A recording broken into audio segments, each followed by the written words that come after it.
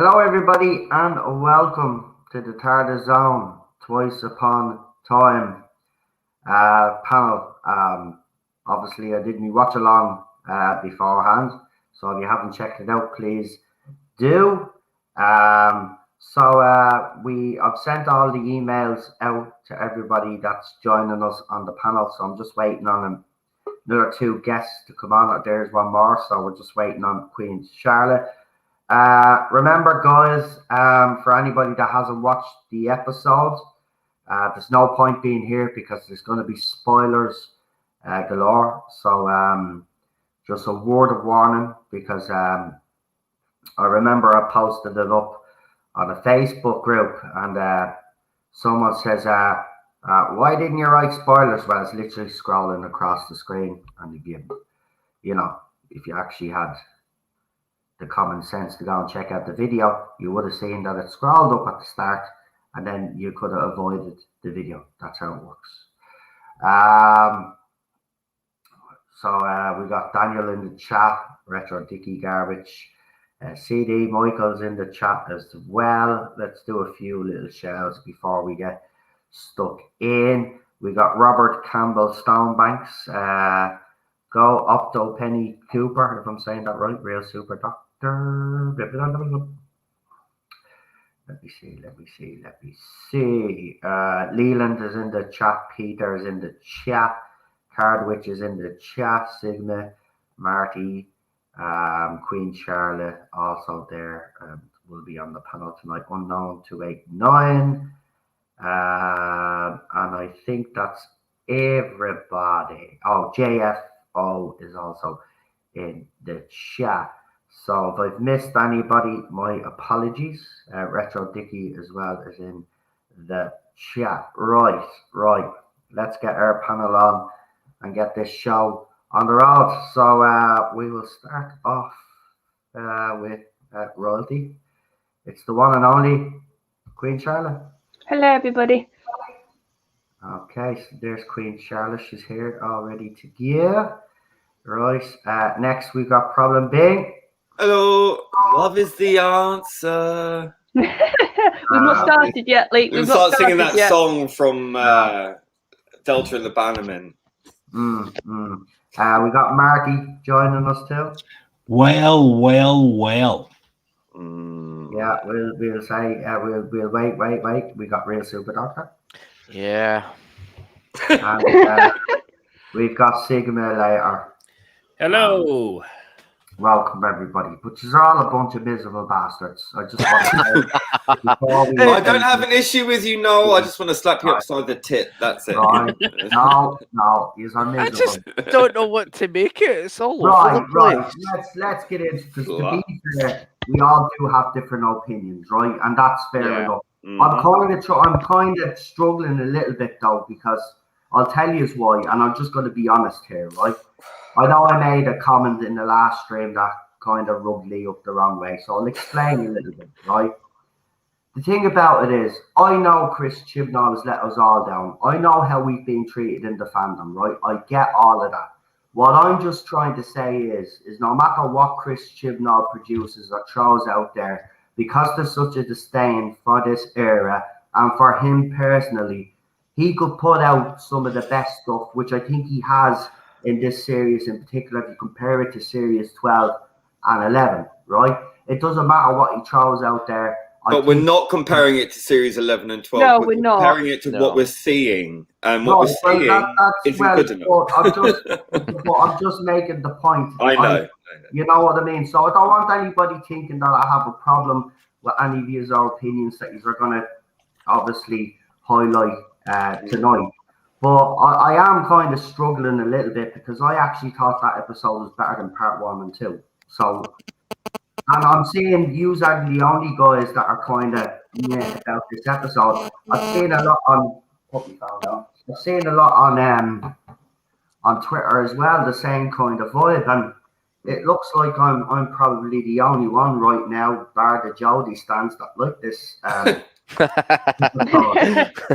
seen that. And that's not sitting well with me either, because I'm agreeing with the opposite side. Yeah. But now I will say this: they're obviously over the top with their praise, as they always are. So I thought I was far more balanced. But if you see me face watching that, I was intrigued. I was puzzled. I'm not going to lie as well, right? But I'm just gonna say it out straight. For me, this episode's an 8 out of 10. It's better than the last two, in my opinion. But I know that people on the panel will obviously either agree with me or have their own opinion on it. So this is what we'll do.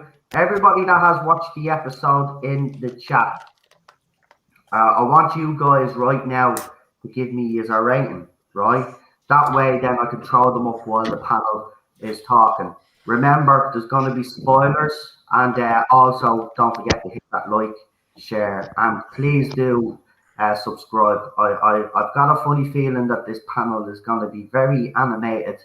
That's what we like, though. That's what we like. We don't want to be all look. It's the important panel that we all came on and agreed on everything. The same, we'd still have our disagreements with. See, Daniel says no. We still love you. There you go. We do. You're just really wrong about this episode. I'm not. If you watch along, I kind of look at when you're watching it and then you're talking out loud and you're interacting with people, and they'll say something in the chat. Then you can kind of I can kind of figure out what he's trying to do, but at the same time, it could still go either way. That's the thing. He's giving you a hint one way, and then you're getting a hint another way, and you're kind of like, well, which one is it? And that's the thing. CD said, in relation to this earlier, Doctor Who, I give this a 9 out of 10. Leland gives it an 8 out of 10. So as I said, a classic fanboy, 80s fanboy, to be fair, he gives it a 3 out of 10. Look, this episode is going to be like every single episode so far is going to be very divisive. Is that the word? Yeah. Look, people are going to have different opinions on it anyway. Right. As I said, spoilers galore. So if you haven't watched this episode, it's time for you to toddle along, and I'll see you later. Come back later when you watch it, and then watch the 2 streams. Just one more announcement to make before we do get stuck in completely. Cheryl will be doing her review for this episode, and last week's episode next week. She's a bit under the weather right now at the moment, and now to add onto it, she actually she's allergic to onions and chives, and she literally went out and bought something with onions and chives in it, and she doesn't have her medication. So we've had to keep an eye on her to make sure that she's okay, because she's allergic to them and she could have a very bad reaction. But she's so far so good. She's fine. I think it was only little amounts, but she never reads that. I keep telling her, you have to read the back of the package, because in Ireland and England, we love our onions. We love our chives, so you have to, everything has onion in it. That's the thing. So, yeah. Right, let's get into it. We'll do what we normally do on the panel every week. We'll start with the good points, and then we'll get into all of the negative ones. And as I know there won't be too many good points from Lee, I'm going to let him start before he takes over the stream later on. So everybody buckle in, because Lee will have plenty to say. I'm messing, Lee. You know I love you too. Anyway, Lee, let's start off. Your initial, obviously, give us the good points of this episode, things that you liked in this episode. Well, again, it's very pretty. Right. For the most part, apart from the blue swarmy thing, which was absolutely 80s pathetic, the effects were stunning. The rendering was very beautiful. It's, again, turn the saturation up immediately, everything just looks better. I think the director, Azur Salim, is a very strong director. I like his directing. I think he's got a very bright career ahead of him. I think he's a very good director with what he's got to work with. The music was good. Actually, I was impressed with Seagram's music. I think he's actually exceeded expectation. He's improved a lot. Actually feels more cinematic. There was a nice sort of bit of music with the Cybermen and that Bell character, yet another character that's been introduced. Cybermen looked good for all of 2 minutes that they were on screen, being just massacred by a single woman of diversity. I'm struggling. Well, that's why wouldn't be long. So the Ruth Doctor again chewed up the scenery compared to Jodie Whittaker. I did like the scenes though, the way they mashed the two doctors up and they did all of that. And I don't know, look, maybe controversial again. I thought this was Jodie Whittaker's best episode actually. And I haven't liked her at all. I actually thought every scene that she was in, she kind of had a little bit of gravitas like she's never had before. No, I didn't see it. I don't know. See, this is the thing, different opinions. No, but it's my time to talk, isn't it? So and you're cutting into it, telling me what to think. So no. No, she was as weak as cat piss, if not weaker, like diluted cat piss. All right. I just got absolutely nothing from her whatsoever. And again, exposition after exposition after. That's all she does. It's all she's more like a plot device than the lead character. It's ridiculous. It's fundamentally ridiculous. I know. That is being positive because I'm just telling the truth. So positives, fucking hell. Well, you said quite a few. You said CGI. You said the music. The Cybermen, like the huge hordes of Cybermen. Again, it's all visual stuff and superfluous stuff, you know. And the directing was good, and the music was good, and the visuals were interesting and good. Apart from the blue, fuzzy things, which just looked like straight out the 1980s or 90s. I feel like there's a massive but coming here. But I think hold on, no, wait. I think the scenes with Dan and his girlfriend, I can't remember the name. Diane. Yeah, they were nice. They were good. I thought his bits were pretty good. Just his sort of very naturalistic style. I think he's very likable. I like that little touching scene there. I think that was very nice. But that's it. You know, I can't really. Like, even the villains this week were pantomime-esque. They weren't very prominent in this episode, and when they were sort of ha ha ha ha ha, and you know, as Rabbi describes them, moustache twirling villains, and that. Yeah, just oh god, yeah. Next, please move on. Okay, we'll go with Queen Charlotte. Okay, I like Vinda's story. That's about it. No, don't go negative, Charlotte. Don't go negative. Right, because we actually got some more of his backstory, which I did appreciate because he was needing a bit of backstory, and he seems to be a very moralistic type of character. He seems to do the right thing type of character. And his girlfriend, I suppose, but yeah, that's sort of a part of the Vinda thing, so I almost class it as the same thing. And the Angels were good. The Angels were good. That was in the card mirror thing. That was good. Well, not for me because I'm being next. Honestly, I'm like Lee. This was really I struggled with this one. Okay, Marky, we'll go with you next. Well. The last 10 minutes of this episode is the first time, and I've been thinking about it. The first time in, come on, I'm just trying to do the maths here. What would it be?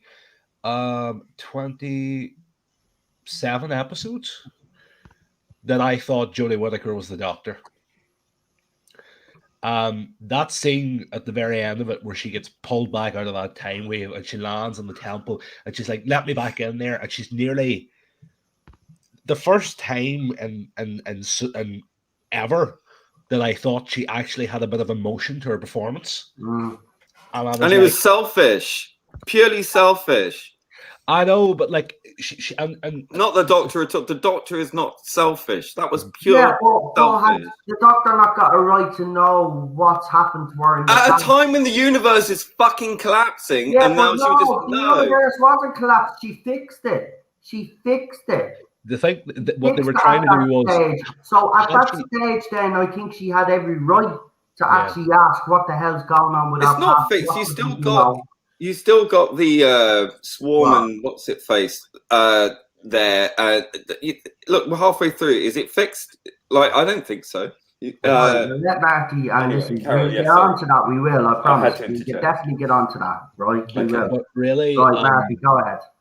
Really, like, I just thought it was probably her, as you say. I think it was probably her best episode, in my opinion. And it was the one time. I just have to say it was the one time where I just nearly, like, I haven't fully clicked with her. I still haven't, but that was the closest I think I ever got, was those last 10 minutes. I like how she's starting to snap at Yaz.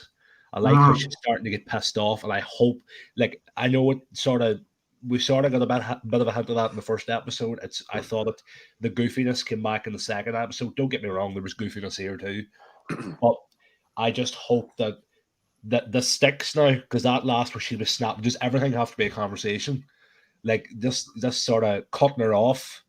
I hope that's gonna go further. I hope that keeps coming. I was very surprised by the Belle, the girl who was one of those Lupari ships, a Belfast accent, which is not something you hear very often in Doctor Who. So yeah, I thought I liked for the bit she was in. The Joe Martin thing took me a wee bit by surprise, I'll admit. But what did I tell you, Aldo? I said he throwing the curveball to third episode. But the only thing, not to delve into the negatives yet, that scene, that's when they were flickering back and forth between her and Jodie. I would rather that scene had just been Joe Martin. Yeah, like she walked in with Jodie and she glitched into Joe Martin, and that whole conversation was just them and Joe Martin. That's what I rather would have had it. I agree with that. But yeah, I do. It was probably. Yeah, I would say, it's definitely better now than the one last week was. It probably is, for me, the strongest episode of what we have in this series at the minute.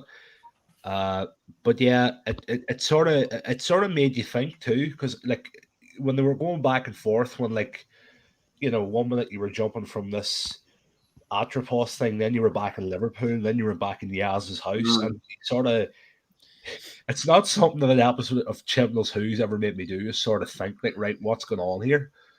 It sort of made me think for a minute, and then it clicked that, oh yeah, they're obviously being dispersed. They're just going glitching everywhere, and time's just sort of fracturing a bit with where they're going. But yeah, I thought it was a decent enough episode now. Was there stuff I would have changed in it? Yeah.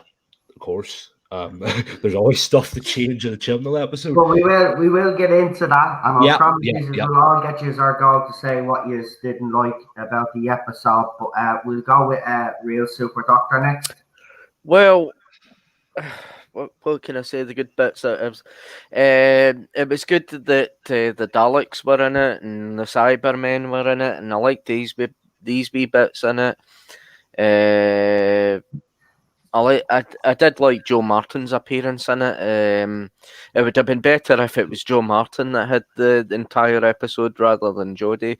I think Jodie's got a little bit better, but not quite. She's still not doctor material. Yaz got a lot of things to do, and I thought the switchings of scenes was quite interesting. I was getting Matrix vibes, that this was all taking place in the Matrix, and basically it's been running off the Doctor's memories, and everything was kind of like made up and kind of fabricated in that, and the vibe was that there wasn't such a planet as time.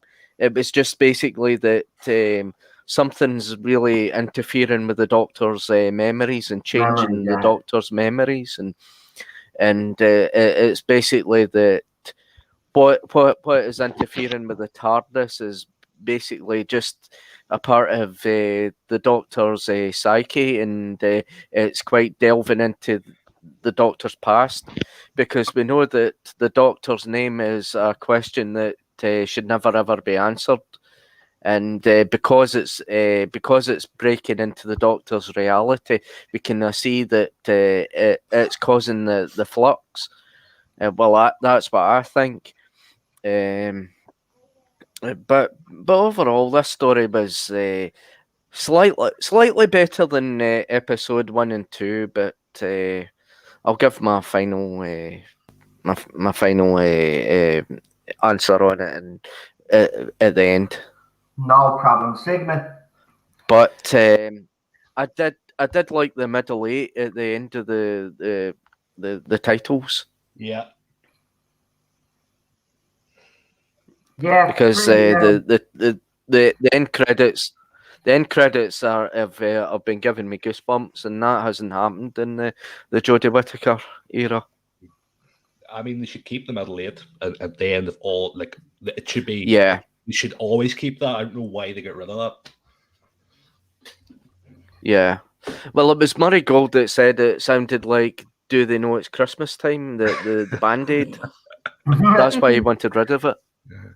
Oh god, I remember it was the one that I think it was Capaldi's theme sounded like it the most. His middle 8 was like you can understand where he's coming from. Yeah. When he says that. Yeah. It's like yeah. There seems to be a bit of a time delay. Is anybody experiencing a time delay? I'm not. No. There's a slight time delay. I think there is with Real Super Doctor, because a couple of times I've said something as he's talking and then he's heard me. So go ahead, Super Doctor. Is there anything else you want to add before we go on to Sigma? I thought that the characters were more developed in this. I liked the storytelling, but I was also afraid that that where this was actually going with Bell and Vinder's character, we'll find out later on. But there's something I want to highlight. There was something called the John Leakley Bible, and I can't remember it, but I read something about it, like it was questioning the Doctor's name, and there was a line saying that my name is Love. That's my name in it. And when Belle had said that what was our mission, and she said love. And then when it all came together, that she was pregnant with Vinder's child, I thought, oh, we're really going somewhere here. Chibnall's ripping ideas off from the John Leakley script. Right, just before we continue though, do you remember the rumour that was on 4chan that we kind of all dismissed, that was saying that Swarm and Azor could be the Doctor's parents? Well, Yeah. what if it's actually Vinder and Yawan that are the Doctor's parents. Well, I think that's self-evident now, isn't it? I mean, Yeah. well, at least the timeless child, and if the Doctor's still bloody timeless child in whatever context, I then remember yes. they said that Vindor would break everybody's heart. Even John Bishop said Well, it. he's certainly doing that, all right. Yeah. Noel, do you remember? Did you pick up on the line in the episode when they're in Yaz's house and Yaz turns around and says to the Doctor, "This isn't my timeline. This isn't my house. This hasn't happened." Is that the alternate universe theory that she's going to get trapped there? Mm-hmm. It could be, because that's what I'm starting to think. Well, even at the scene where she's talking to the Mori and they're trying to push her out, and he said, "You'll be trapped here," said to the Doctor. Actually, quite interestingly enough as well, the white and black jacket kept showing up. So I think that was to reference the fact that Jodie was either forward or backwards in time as well, which was another interesting thing. But yeah, look, he's up to something. It's either the Doctor's parents or there's something else going on. But it's not going to go down well with fans either way. Yeah. Cinder and Bell. But look, we'll get into the negatives now in a minute. Is there anything else positive you got to say about the episode before we move on to Sigma?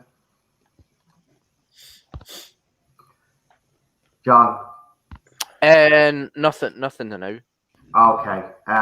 So we'll go to Sigma now. So Sigma, what did you like about this week's episode? Oh, well, that was certainly a thing that happened, wasn't it? I didn't hate the episode. I just kind of nothing this one, really. It didn't really keep my attention that much. I kept glancing down at my phone partway through it. There's some interesting ideas being put forward in it. But, I don't know. It was kind of all over the place and not in a good way. It was kind of like the first episode again, but done worse. With the I said positives. Positives, mate. Positives. Yeah, positives.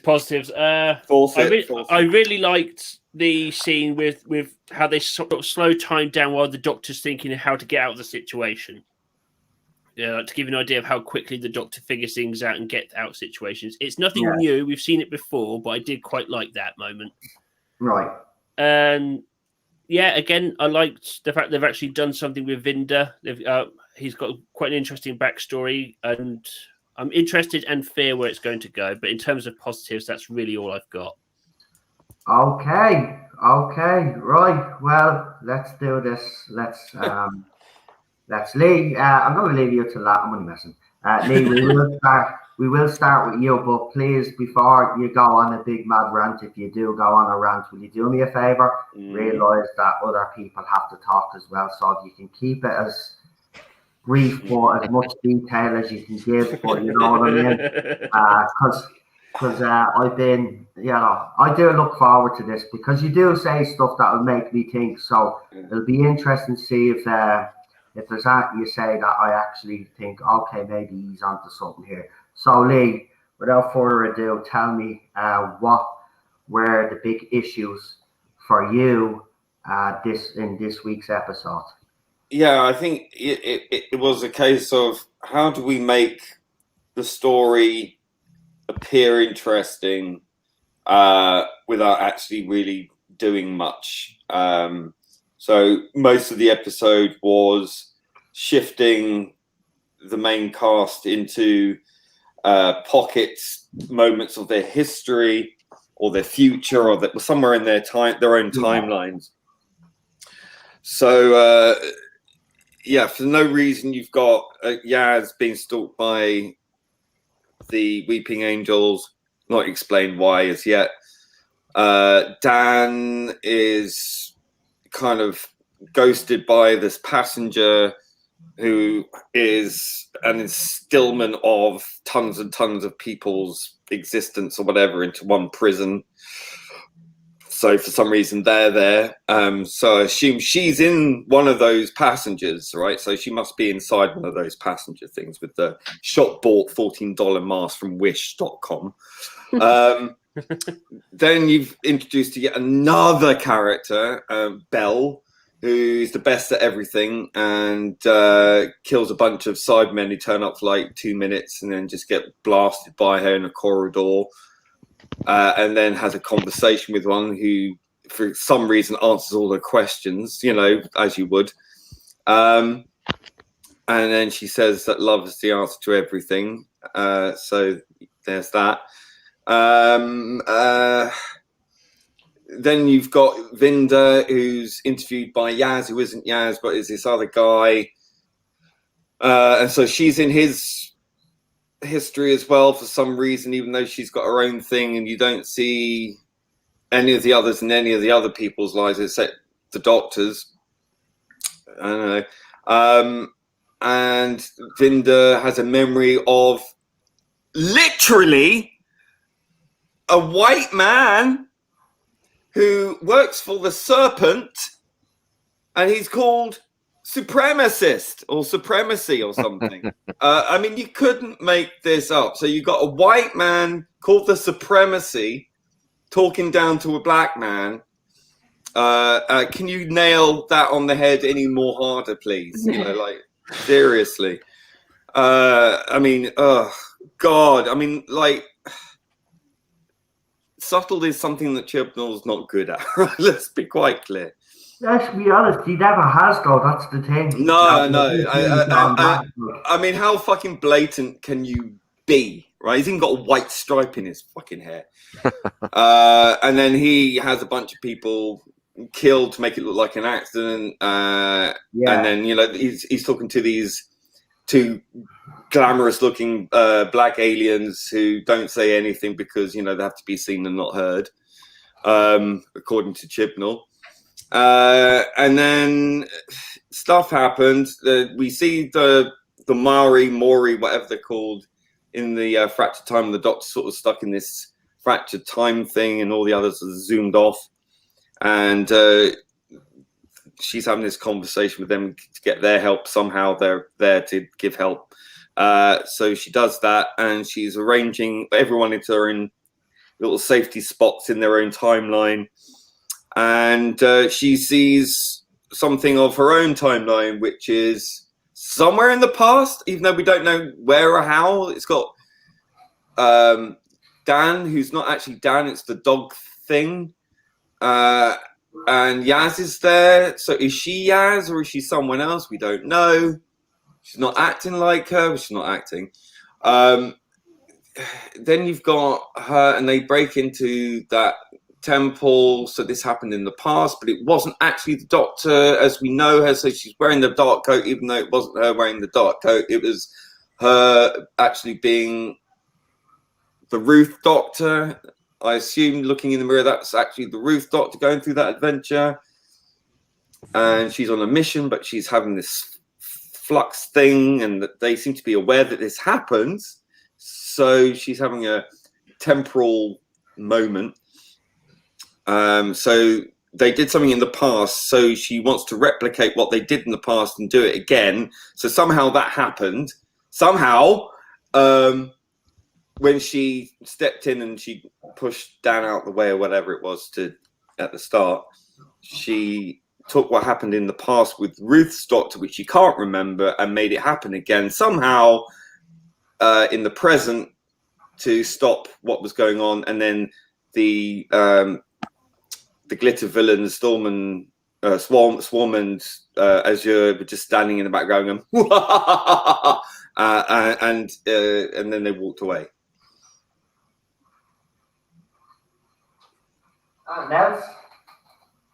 I mean, that's it. I mean, it was an episode of, oh look, all time is broken and weird things are happening, and then this weeping angel comes into the, because everyone could just walk into the TARDIS now. She came through the phone, and everyone's scared because now the weeping angel's taking over the TARDIS for some reason. Yeah, which will obviously bring her to the village of the angels. And don't forget, of course, the big fucking reveal is that, look, Belle, this character we just met, is now pregnant with Vinda's child, because he sent her a message when he was, when he tried to whistleblow on what the evil white supremacists did for this organization called the Serpent, whatever that is, we don't know. Probably won't ever be explained.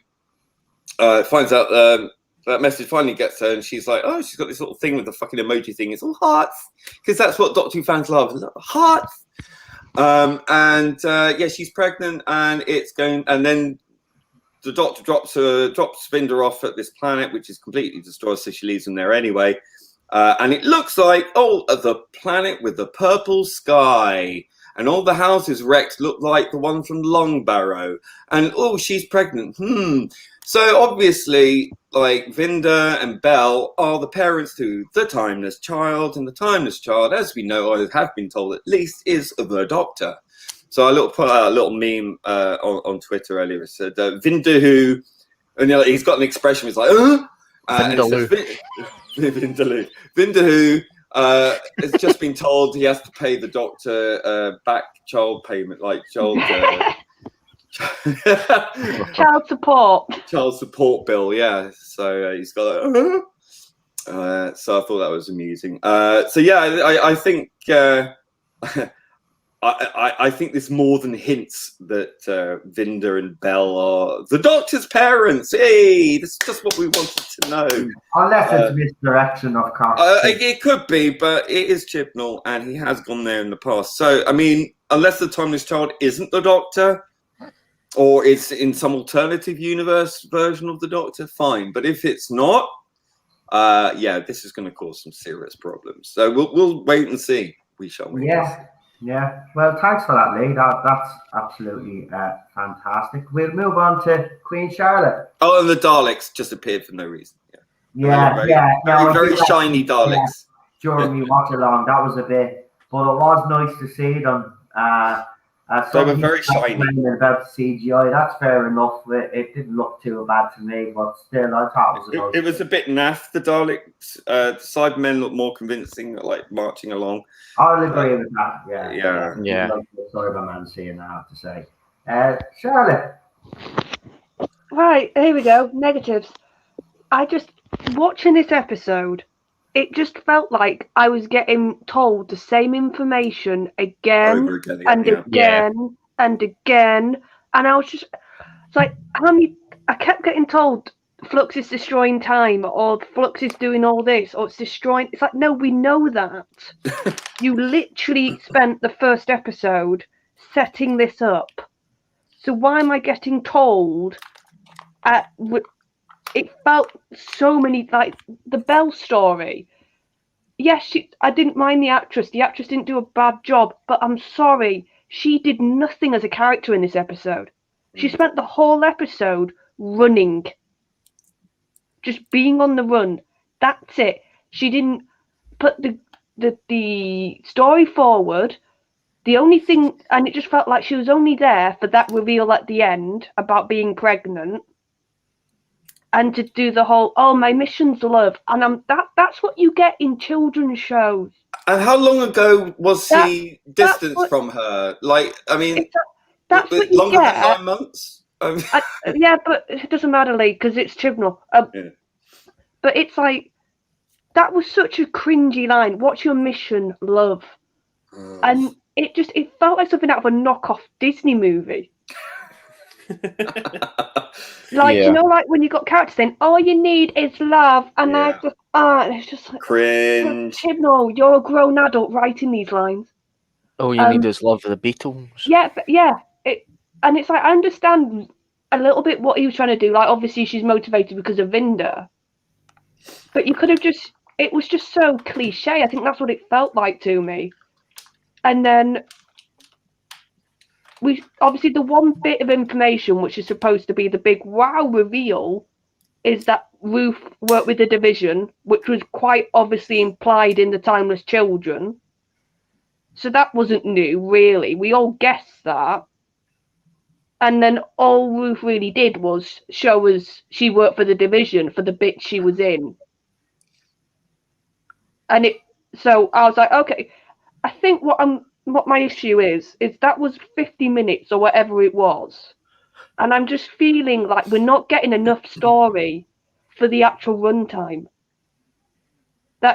there's so many things that are just being wasted or throwaway things. Or this is the 3rd episode, and I'm sorry, Chibnall, you needed to do more this episode. You needed to actually advance this more than just give us another mystery at the end. That's all he did. Just to go, oh, the doctor's something to do with the flux. We spent 50 minutes to learn that information. Daniel's like, my co-host is broken. And it's like, I think this is the first one. Yes, you can get away with doing a lot in your first episode, but you can't have another episode like that. I'm sorry. You can't have another episode where you're just chucking more characters at us, more threads, and then just going, ooh, it's a mystery. It's mystery at the box. end. Yeah, that's all that episode was. It was a mystery box. And when I saw, and Yaz being like these multiple different characters, if you had a better actress, you could pull that off. But Yaz was still acting like Yaz, even if my understanding was it was like the memories were sort of corrupted because of the timeline or whatever. Binder's memories were corrupted, but Yaz's, for some weird reason, Yaz's memories were not in the right order, and there was something about her memory. But from my understanding of it, it looked like Yaz, but she was supposed to be those characters in his memory. Yeah, true. But because of Manip's terrible acting, she didn't change at all. She still played it like she does all her Yaz scenes. The same monotone, the same no inflection in her voice, nothing to change her. And she never blinks. So it just became, it's just Yaz dressing up in an outfit. She's pretending to be a military bloke for a few minutes. It was. Dan, he had nothing to do this episode. Yeah. He was just there to get to see his girlfriend be kidnapped. So is that going to be the rest of the reason for him for the rest of the series? And then we're introduced to his girlfriend. Another character as well at the end. Someone pointed out that we forgot. The old lady at the end. Who's that? Oh yeah. So she's our new mystery. She's our new mystery. On top of the other mysteries we've got. For some random reason, he chucked the Victorian bloke in it again. Yeah, again, this is like just throwing things to see what will stick, and it's just it's such a confused mess. It's like, and to add on top of it, you just keep throwing in more characters. It's like, stop. What if the old lady is the same old lady that was in David Tennant's 2 specials when he was leaving, that had her hands up against her face, and everybody was speculating that she had to be a weeping angel, because remember, she was covering her eyes. What if it's supposed that to was clearly implied to be his mother, wasn't it? Because when he was asked about who she was in that episode, the camera focused on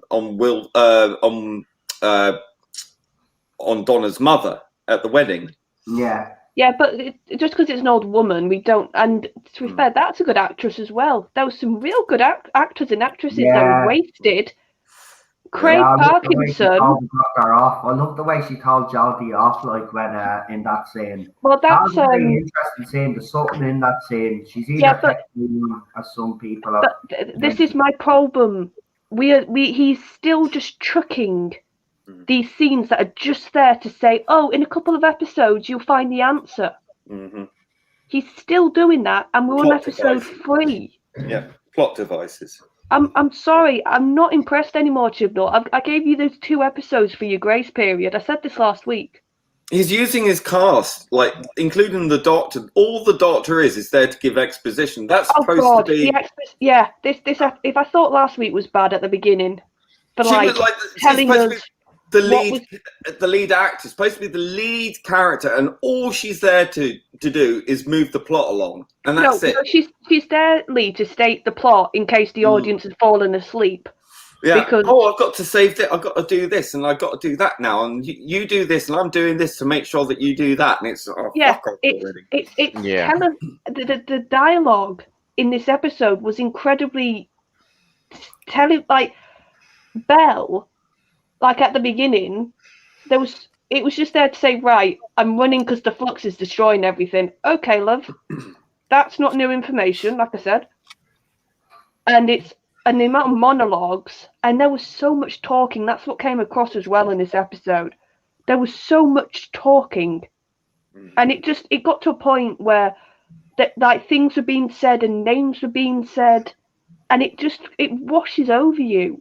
And that's what this episode had for me by the end. I'm like, right, I'm not going to remember this in a couple of days. Because there was so much talking and dialogue and not a lot of actual movement, whether that's characters doing stuff. So, like I said, we got a bit more stuff for Rinder, which was good, but...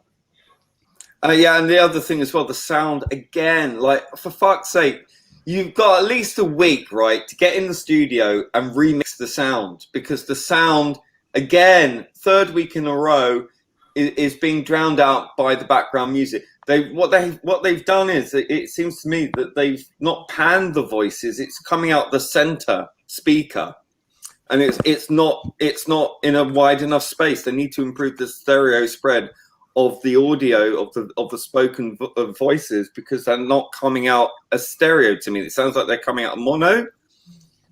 Yeah, it's lost. It's lost. Yeah, and Cardwitch has got a good point. Just to sort of add what I'm saying, like we still don't understand what the relevance of this Victorian guy is. But he's now had 3 episodes worth of scenes technically, and we're only being introduced to Belle this episode. And she seems to be basically Vinder's emotional connection, his motivation. But we're learning about her this episode. And there's 3 episodes left. And the Cybermen were useless. And he still hasn't really tackled this timeless child stuff. He's just... So what we were all... I'm sorry, he's going to leave it till episode 6. It's so obvious now he's going to leave it till episode 6. Yeah. Because we've got the Angels next week, and I agree. Like, so they were in the time storm, okay, but then why are they just following Yaz? Why aren't like that wasn't and like that was getting on my nerves because that was repetition again. She just kept having scenes with the Angel trying to get her. And I think in the first episode, it worked to have that one scene with them because I'll agree, that first episode was a really good Angel scene. But you compare the scenes in this episode to that, they were nowhere near as effective. Do you see when the Angel came out of the PS4 or whatever? Oh, the video game. Yeah, and then don't blink, this doctor disappears, and then she's looking, and then she looks away to find the remote to switch it off, and then she looks back, and the Angel hadn't moved. It was just like she looked away, you know. And somehow even though in the Amy episode, the turning off the God, I'm trying to remember this episode now. When Amy was watching the recording and she tried to shut it off and the Angel stopped her from doing that. But in this episode, she can unplug the PlayStation and it stops the Angel. Like I said, this was so messy. Yeah, it was just a complete, like, that scene in the house was just a complete rip-off out of the Time of Angels. And can you not see what he's doing now? He's just picking scenes he likes from the last 2 eras and copying them wholesale. It's and then turning the saturation up to make it look pretty. And I agree. How on earth did the Angel get in the TARDIS? Like I said, the only reason I can think of is because the TARDIS is something's happening to it, but that still hasn't been explained. It seems like everything can just get under the TARDIS now. Like, just, and if it was fucking Christopher Eccleston Series 1, like I still remember that famous quote where he said the hordes of Genghis Khan tried to get through those doors, and believe me, they tried. And now it seems that you know, the hot dog guy down the road could just walk into the TARDIS like without any security stopping him. I was expecting like the Big Finish man to come through. Big Finish, like not big, big issue, big issue, not big. And also, I agree that Jodie near the end was getting gravitas, but the first half of the episode made that bit of gravitas she was trying at the end meaningless. Because, like Lee said, she was just rabbiting. She was just saying stuff for the audience again. She was just, like, not with it again. This seems to be another weird thing he has with this Doctor. They, like, knocks her out nearly half the episode she's in. So it's just, I think, it's just But a I mess. think the whole thing about this need to know, like, Doctor normally have a very sort of cavalier attitude. I mean, if there's a mystery, okay, I want to know. But like this overriding factor of I need to know, I must know, put me back. Well, no, it's not selfish. It's see. I think the bigger issue was the scene when what they called the women, the Maury, literally saying to her, "If you stay in here, you will you're die. going to die." See, put me back. Is that Chibnall laying the groundwork for her regeneration? Is this what's going to kill her? That's what I thought. Could be. Well, he's making her absolutely bone idle and stupid then as a regeneration, like, because I understand near the end she wanted to go back because, like you were saying, she thought she'd fixed it. But the first time when she was literally getting told, "You're going to die, love, if you carry on in here." If she fixed it and put it all right, if she fixed it and put it all right again, then why is everything still destroyed? It doesn't make sense. Like, that's not fixing anything. That may stop the problem from carrying on, but it's still not fixed, right? There's still everything's fragmented, everything's all fucked up and all over the place. Yeah, and I think for me, he just needs to tell a linear story, for God's sake. I can't have a whole series of this scattered, going from scene to scene, going from character to character, going from story thread to story thread, and not stopping to tie a few off and then introduce him more. It's like, and I just feel he's good. By the 6th episode, he's going to have way too many things to answer, and he's not going to answer them. Keith and Marinus made more sense and did a lot of jumping about all over the place. Yeah. But that was episode to episode. You know, this is just like in one episode. In the same episode. It's sort of odd. Like, I have this feeling now that next week's episode, although it looks, obviously every next time trailer looks good in the Chibnall era, but it's the actual episode which doesn't normally live up to that standard. But I'm just getting the feeling that next week is just going to be like a filler episode. And like a lot of it will be. Yeah. And then we've got 2 episodes left. Yeah. This is my issue. He's not moving the story forward enough. If he had any cojones, Chibnall, what I would have done anyway, is you've brought back Rutha and you've brought in the division again, right? Why not? If you want to solidify Jo Martin as a Doctor and give her more screen time, because let's face it, she is a better actress than Jodie Whittaker. Give her a full episode. Why not have next week's episode be fully about her and get a lot of that stuff out of your road so that you're not writing yourself into a corner where you're going to have to give yourself half-assed explanations to tie everything up in the last 2 episodes. This whole episode could have been that episode. Like, this episode could have had Jo Martin as the Doctor, and we would be, whoa, what the fuck's happening here? And it could all be explained from the moment when she jumped onto that plinth, that she disappeared into this thing, and you might see like her as the ghost version popping up here and there, but every other time you see her, it will be Jo Martin's Doctor, and she's sort of watching in the background, watching the whole thing happening, but she's not saying nothing. You just see her. Yeah, and then you could have a good chunk. Then you see her in the division explained, because once again, what did we learn? What new information did we learn? They're dodgy. Well, we sort of got that vibe from the Timeless Child, because it was like a secret thing. there was a line in the episode where, you know, when she's figuring out what's going on, and was it Vinder or Dan turns to her and says, "We're doing this mission, and then once this mission's over," something along these lines, and don't quote me on the exact line, it's like, once this mission's over, you'll be able to go back to doing what you're doing. Well, you're And the out. I think, second- didn't it say you're out? Yeah, Which you're is- out. And that's the second thing. The first thing that I thought of as soon as that was said was the whole season 6B theory. And I thought, that's like the strongest indication yet that that's where this is going with the whole Ruth. Like the fact that she could be in between the second and third Doctor. And I was like, is that it? Is this it? And this is what's sort of going through my head at the minute, but probably wrong. But I just thought that was the strongest indication to me yet that theory could pan out. Yeah, so there's my rant. I was channeling Lee there, everybody.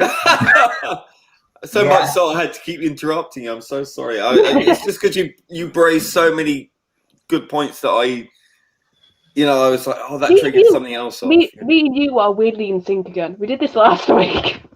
It's like having a period. We're just we're just syncing up. Yeah, yeah. No, I think that's right, and I think I think that what's happening here is, again, he seems to go from convoluted to something with a plot to convoluted to something with a. I assume next week would be like the Sontaran one, and then it'll go back to being Fluxy thing again. And then the following week, it will be the final resolution, which will be God knows. I just think, really, I think out of all the seasons, however mixed bag it's been reviewed this season, I think it's the most divisive one yet. And I think that this has the potential to make the Timeless Child thing of the last season seem almost like a day trip in the park. I really think the worst is yet to come, and I don't know who this old woman is, but I don't know. Yeah, he's holding back. He's holding back. He's been keeping everything close to his chest this season. Yeah, but this Vinder thing with Belle, it smacks very much. And someone mentioned this earlier in the comments, and I thought, it seemed almost Christ-like. You know, the space Jesus thing is actually like being taken literally here. So like Mary and Joseph kind of thing with the Christ-like timeless child. I mean, it's just going to be cringe-ometer. One thing that popped into my head when they said she was pregnant and Vinder was the father was, she wasn't even showing. The fact that it's the one thing that made me think that I thought of, and this will probably boil your blood, all of your bloods when I say this. What if, right? This is I'm just throwing it out here. It's probably going to be wrong. What if the child she's carrying? What if it's the master? Go on. Yeah. What if it's the master? Or what if it's Yaz? Or what if it's Omega? Or Dan?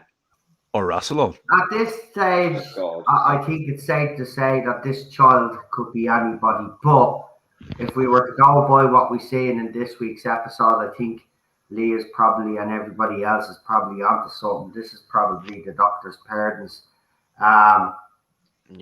Which means that even though the 4chan rumor was wrong in the two characters, that could potentially be the Doctor's parents, Swarm and Azor. But maybe they did hear something and they just put those two characters together. I don't know, but we'll ask Marty to give his bad points, and then we'll get final thoughts off everybody, and then obviously everybody's rating when we go through the whole panel. So Marty, go ahead, mate. Well, for all the goods that it had, there was a lot of stuff that I was annoyed with. And I think this week I was annoyed out of all of the weeks. This is the one that has really annoyed me the most. Bringing in the likes of Craig Parkinson from Line of Duty, bringing in Doc Cotton himself, not even using him. Now, I know that there's clips of him where he might turn up in the next episode or something. He's wearing like an army uniform. I don't know what that is. He is turning up again. But the fact that he was in it for what, 5 minutes, maybe 5. Was this the white supremacy guy? Yes. He was sitting on the chair. Like, I don't know. Like, I just thought he was wasted. Like, if you're going to bring in big characters like that, give them a fucking leading role. Don't have them in for 5 minutes and get rid of them. Because you look at the next time trailer for this episode, right? It looked like he was going to be playing a big part in it. He was literally in it for 5-10 minutes at the most. And that's what pissed me off, was that just when we didn't see any of him. He basically done nothing. He sat in fancy clothes with like a strip of bird shit in his hair, and he just dictated. And he done nothing for the plot for me. The whole thing with the Cyberman showing up.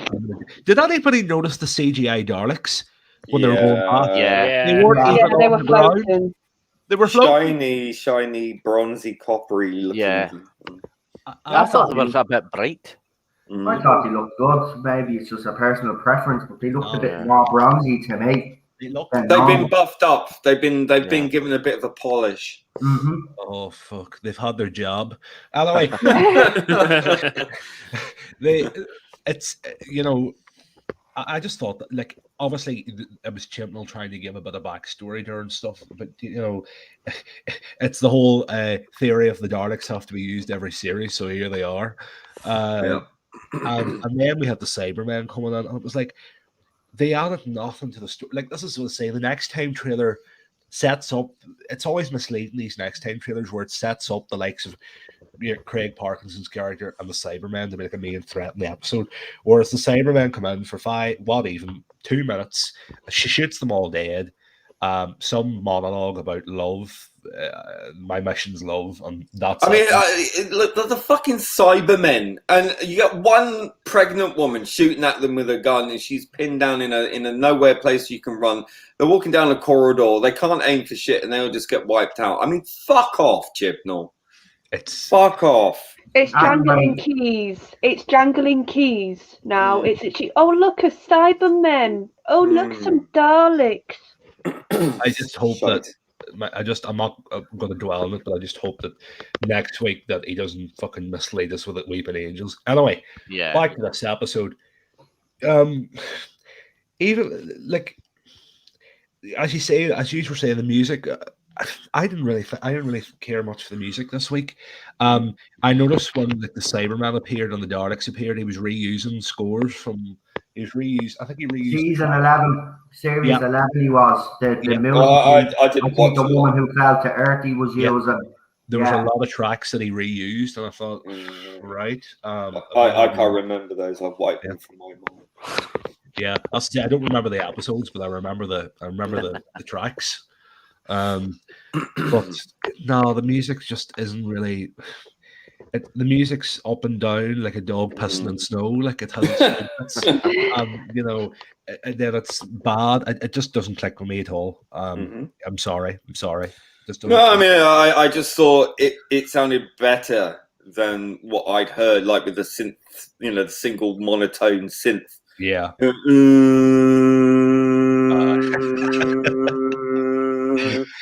I mean, it was better than that. Yeah, that's what I meant, really. Like, yeah, I mean, is it just like up to the standard? Yeah, exactly. Yeah, pretty much. I thought the music was an improvement on the other 2 weeks, to be honest. There was a nice little violin-y bit, string section bit with the around the Cybermen thing. Maybe you're right. It was used, I don't know. But for me, I like that. Was it right for the scene? Maybe not. But again, all I can look for in this season right now are visual and audio distractions, right? Because the story itself is pants, and I still don't understand the resolution of this. You said, oh, she fixed it. Well, how is it fixed? Like we've got 3 episodes to go. This isn't fixed, right? This is.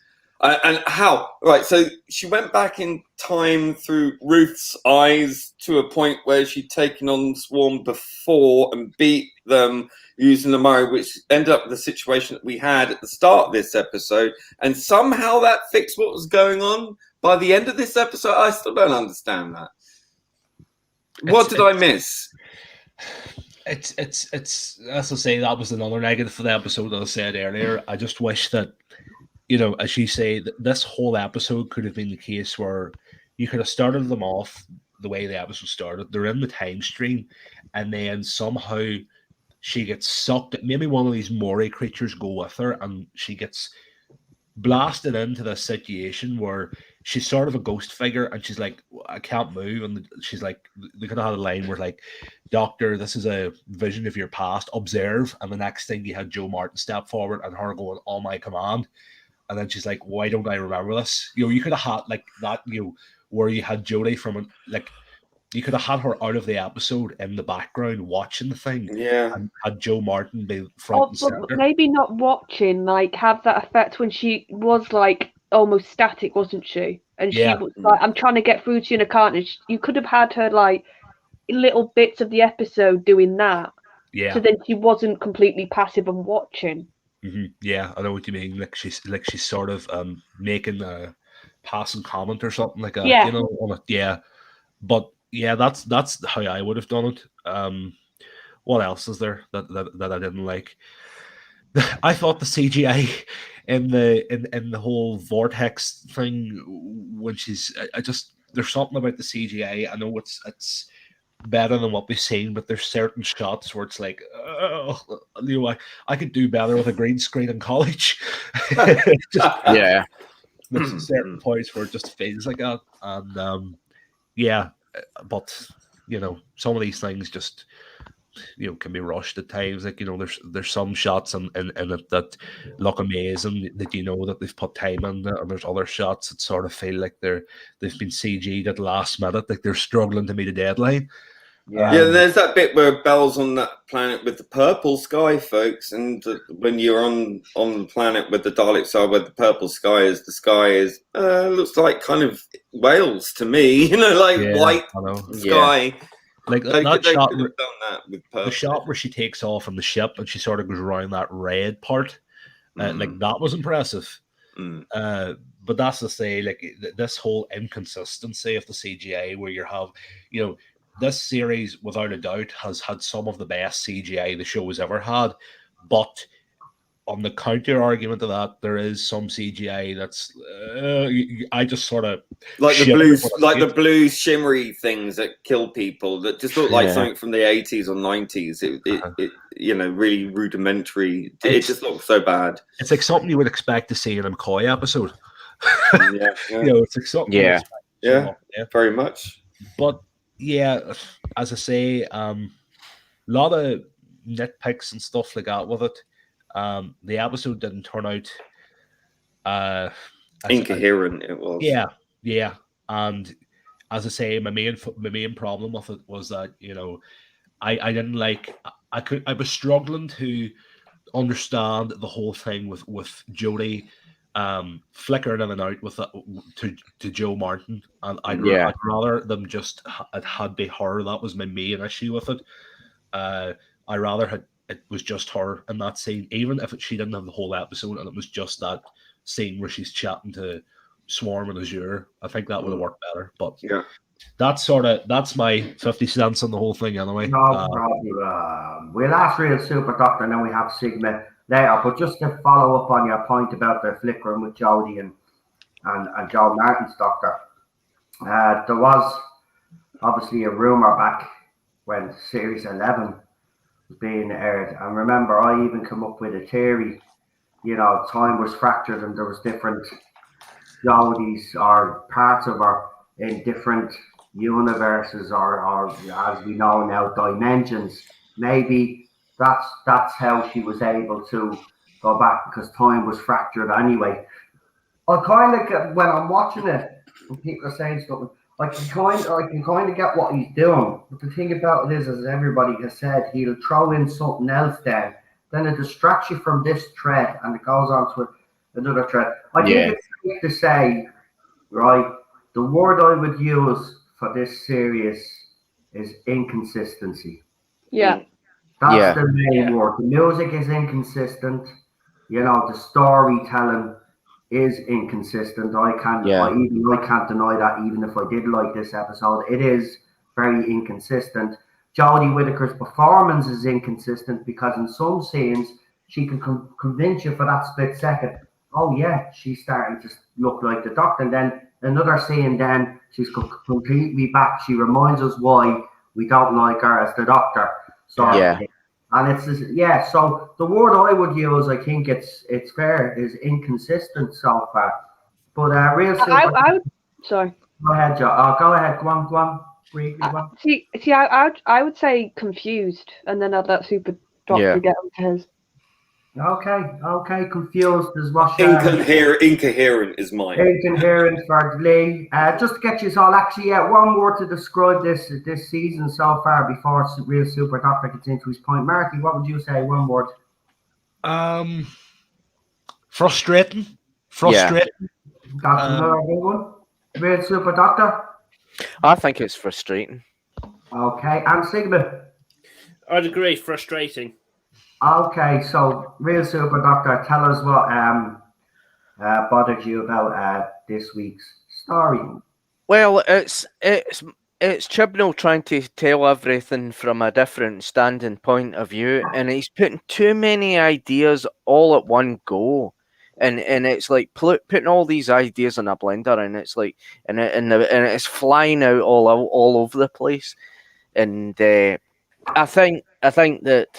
I think it's a convoluted mess. I think that he's trying to do something to impress people, but it's not really working at all. And any kid that's going to sit down to watch that is going to get confused and is just going to get disinterested with the show, and they're going to go off and they're going to play computer games or whatever, or just play with their phone. I felt that it was just the plot was just too confused. I didn't like the time fluxing in and out and that. I kept thinking it was the Matrix because it would have made sense, because there is absolutely no logic in the plot whatsoever. God, can you imagine this all turns out, it's all happening in the Matrix after all? I will kill him. Yeah, and it's the fact that it's the fact that Jodie's Doctor is experiencing all this.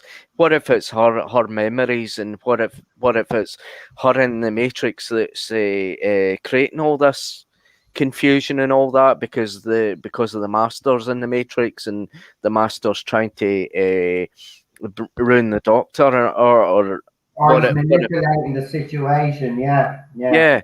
But what if the Valiard is there, and the Valiard's going to make an appearance in that, and the Valiard's the Doctor's darkest side, manipulating all the scenes and creating what seems to be the Flux to confuse the Doctor even more, or it's the fact that the Doctor, because the Doctor is a mysterious being, and the Doctor's secrets must never be told, and how that all this is happening is because something's trying to find out the Doctor's origins and the secrets, and basically all the mess that's coming up is because it's in the Matrix, and because of all those different Time Lord origins, it cannot analyze the Doctor at all, and it's going through this, and it's going through all the past and all that, and it's either Omega or Rassilon or the Master or whatever.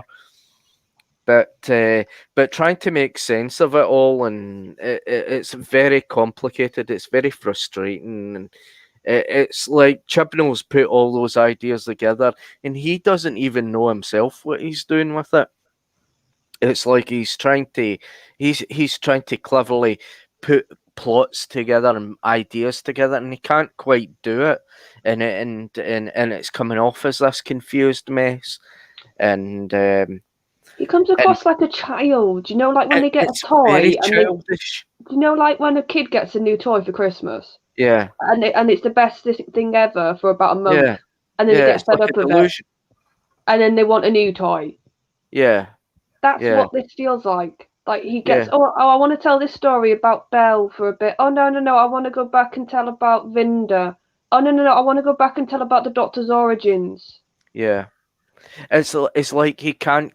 As Noel said, it's not consistent, and he can't keep taking a consistency of coherent writing, so that you can actually bring in your audience and keep your audience glued to the screen. He's not really writing anything remotely interesting. It's given the impression that. That's all a complete mess. It's his agenda is, it's the Doctor's origins that he's wanting to tell, and he's wanting to kind of explain all that, and what he's using is he's using all the confusion, and basically it's a big distraction.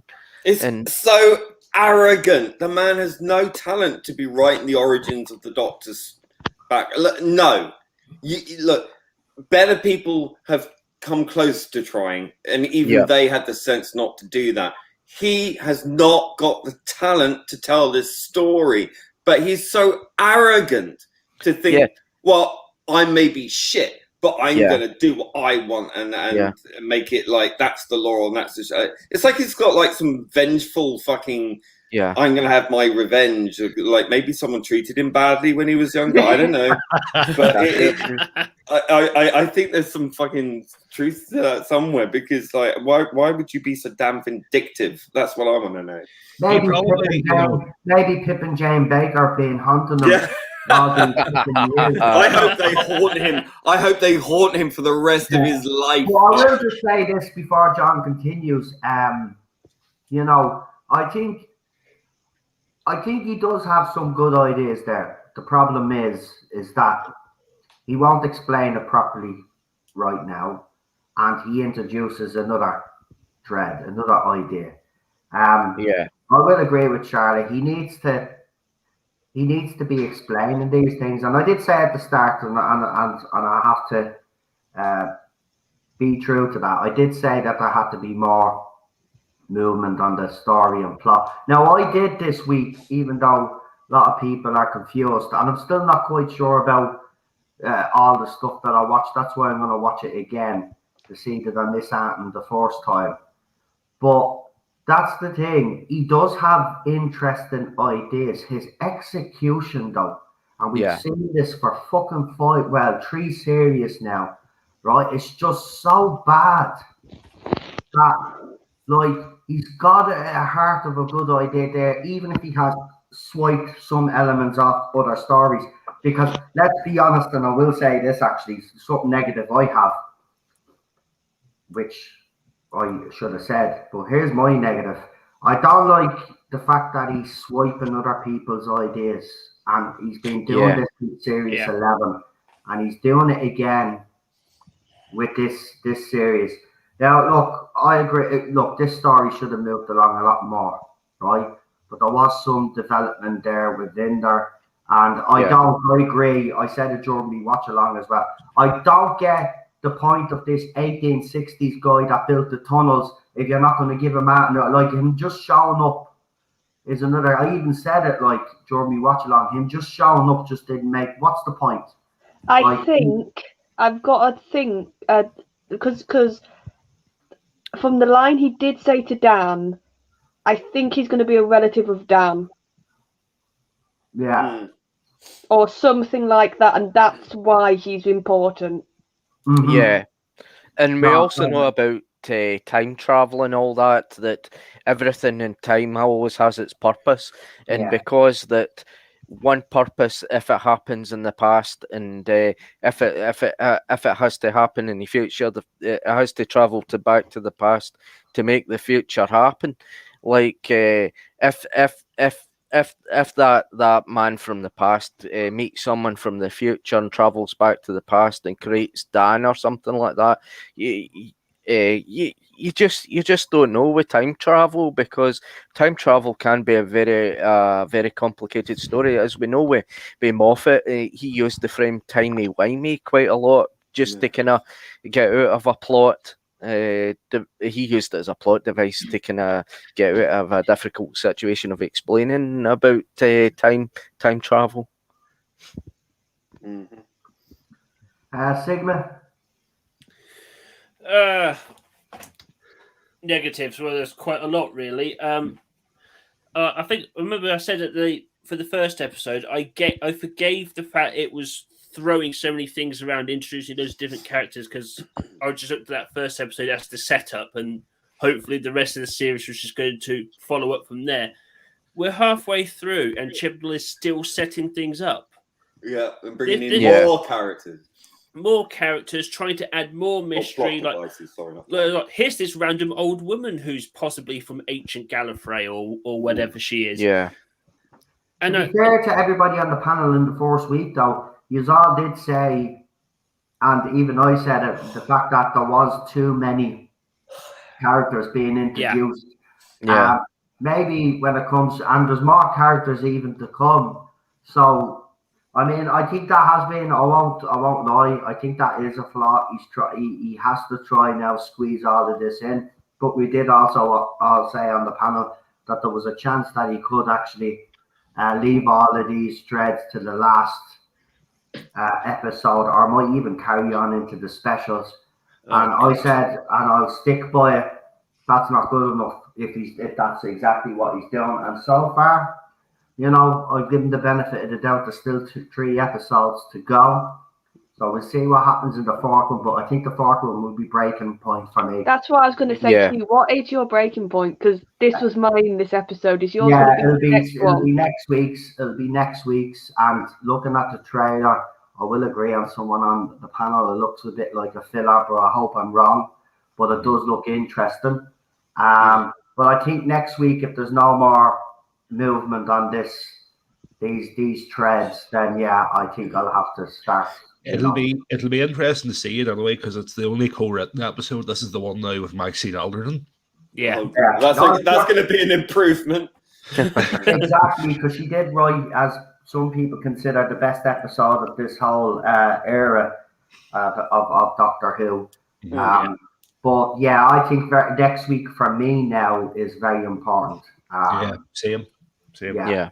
I think I've given them enough good faith now, to be quite honest with you. And I haven't just done it for the sake of doing it. I have genuinely enjoyed this series more than any other series of Chibnall's that I've watched, which surprises me.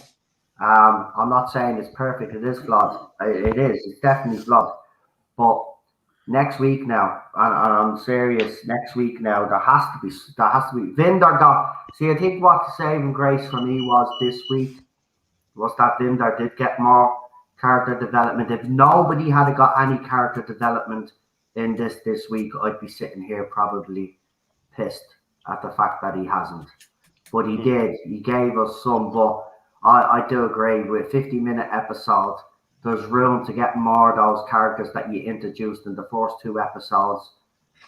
More character development while you've introduced the new character, Supremacy, wherever his name was. That was, I will agree with Lee. When I heard that that was blatantly obvious. But it just went on too long. Like, when I thought it was finished, it kept going, and like another bit, and it kept going, and then I thought, okay, that's finished now. No, it kept going, and it was just like, just fucking and then of course I had to add in the what's this, a new mystery, it's fuck off, Chibnall, you got enough on our plate already, just start answering shit and so we can get this shit over with, honestly.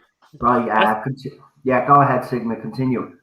I think Chibnall's also starting to backtrack on some things, because with like the fugitive Doctor and the roof reveal, it was like, oh, here's an unknown Doctor we've never seen before.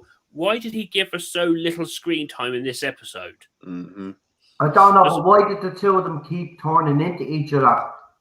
I think my understanding was Jodie's Doctor was controlling and was the center point of the storm, and she was going back in her own memories. So when she was Jodie, she was current day doctor who'd put her and her companions in the trap. That was current storyline day Jodie. And then when she was flicking back to Joe, that was her memory. My favourite line is from Joe Martin in this episode, where Jodie Whittaker says to her, "You're me," and she goes, "Oh God, I hope not," or something to that effect. that was again, Chibnall again, though. You know, I know, throwing his under the bus. Yeah, right. And he throws her under the bus in that little scene. Well, I disagree with people saying that they should give John Martin her own episode. Look, I'm going to say this out straight, and I'm going to say stay consistent on it. John Martin, just like Jodie Whittaker, is not good enough to play the Doctor, and I would not want a Doctor Root episode. No, but it would be better to watch her than Jodie Whittaker, right? Well, and if you're gonna bring Joe Martin, as we said earlier, as it was said earlier, like, it would have made a much more impactful scene to have carried that through with just Joe Martin, because or the minute like Jodie went onto that pedestal, and then it would just been her in that sort of ghostly, glitchy thing, appearing every now and again, but having like a Doctor Light episode in terms of Jodie Whittaker, and then having Joe Martin as the Doctor in that memory. And then, the only time you see Jodie's Doctor is when she's sort of jumping between the companions' different timelines and stuff. Yeah, so I think that would have I want it not so much for Joe's acting, because I think this was the first episode I've seen Joe properly in, actually. Yeah, me too. And for me, she didn't do a lot. Yeah. It was a bit better than Jodie, but that's all. She did have more. I will say this. Joe Martin did have more screen presence, not going to lie, and her lines came across as very convincing. But at the end of the day, it's still not. No, if you're going to hire an actress, as we said, you need an actress that hasn't worked on Coronation Street or hasn't worked on whatever bleeding show she worked on, Holby City, right? Yeah. You need an actress like an Olivia Colman or a Michelle Gomez, as you've mentioned, as you championed Lee. And that's it. That's the type of actress you need to do that. See, the thing that I'm sort of that's sort of been playing to in my mind is they're mentioning the Ruth Doctor, and they're mentioning the Division. Yeah. But they haven't addressed the elephant in the room yet. Nope. There's been no mention of it at all. The Timeless Child. There's been no mention of it. And I thought there would have been some name drop at this stage about it. But nothing. Nothing at all. Maybe the Timeless Child does exist, but maybe it's not the Doctor. Maybe this Timeless Child is someone else that has to be revealed, and obviously the Master was lying to. Please, the fuck, please, fuck, please, fucking fuck, please. I was going to say, you sounded a bit like a Cyberman at the beginning, then, Lou. Yes, please, make it go away. The Grindel and Bell are the Doctor's parents. That has huge repercussions of the canon and the lore. Do you think they're gonna have the Timeless Child in a manger? A space manger. And instead of an actual donkey, an alien based off a donkey. No, it'd be a donkey man. That's what I mean. The thing that makes me go away from that, why would Vinder, and I'm just putting that out there, if Vinder and Bell, wherever her name is the parents of this child, why would they abandon the child at the portal? To save it, inverted commas? Yeah, if something happens to them, it would make sense. It's like a lash. Yeah, because clearly Vinder and Bell are going to bite the dust at some point, because that's going to break people's hearts. That's what I mean. What he was saying, it makes me think. The word that was used was Vinder. is going to break everybody. Yeah, but we didn't know anything about Belle then, so they obviously didn't mention her. But I mean, they're both blatantly they're both going to cark it, aren't they? Basically, yeah, and leave the timeless child at the fucking portal to save it. Well, we don't know. We'll have to see. Yes, we we do. don't know if that's the thing. It's another mystery box. It's another. Oh, watch. Keep watching, children, because you might get your answers. So we'll have to just Jodie Whittaker's doctor finds out who the timeless child is, right? But tells Vinder and Belle that they have to, and then accidentally drops it on his child can have this Yeah. other life instead of being pursued and all of this. And that's why the doctor wiped their memory, because they couldn't live with the fact of what they did to themselves. You know, I don't know. There's so much, there's different theories, because this is what he does. But next week now, look, the next week's the breaking point for me now on this. If he still hasn't explained some things, that's it. I'm just going to see what happens in the end. But if he leaves this right to the end, he's not going to be able to explain it all. There's no way. We will have to carry this into the specials. And, you know, knowing him, the man that he is, that'd probably be perfect. Leave it on a cliffhanger at the end of this series. Then we go into the new year. He leaves it on another cliffhanger for the Easter special, if that's when he drops it. And then he's got the centenary then after that. So I reckon he's going to leave each special on a fucking cliffhanger. But they're not even good cliffhangers, because they're just the same cliffhanger repeated. Oh, something's got into the TARDIS. Oh, something's destroying the TARDIS. If it's a timeless child, I'd rather make it a coat hanger. Well, but here's my think about the cliffhangers. It was the Flux attacking them in the TARDIS. The second cliffhanger was them being put into this machine, which she resolved in the first 2 minutes. And then the cliffhanger for this one is an angel stuck in the TARDIS, but it's episode 4 of a 6-episode run, Chibnall. I can predict they're going to be okay. I'm going to say something though. I very much did like that scene with the weeping angel taking control of the TARDIS console. I will say this. I know it doesn't make sense that the angel was able to get into the TARDIS, right? Because this is Chris Chibnall's problem now. How I would have resolved that is the shields were down because of the flux and all of this. That would have made sense if he had explained it that way, but he didn't. The angel just appeared. But I loved when the angel took over the console and started flying the TARDIS. And then did you see the trailer then of the way the angels were coming out of the... You know, it looked very impressive. I think the angels are going to be done very well. But this is the thing. Is it going to have substance to it? Is it going to add to this story? No, of course not. Or not. is he going to leave it to the last 2 episodes? Or even worse still, as we said, drag this all the way out during all the specials. And remember, the New Year special will be the last of these Dalek story.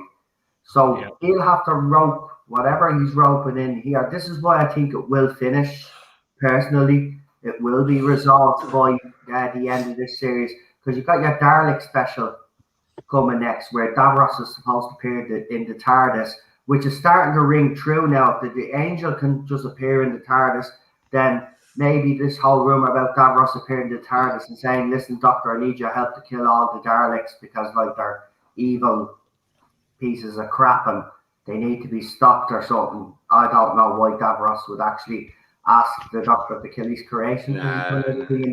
Well, breaking news, people on Gallifrey base apparently are turning against it. Oh, did they not like it? Yeah. I'm going to go to Gallifrey base and have a wee look. People saying it's a mess. People saying it was thrown together, dire, dreadful.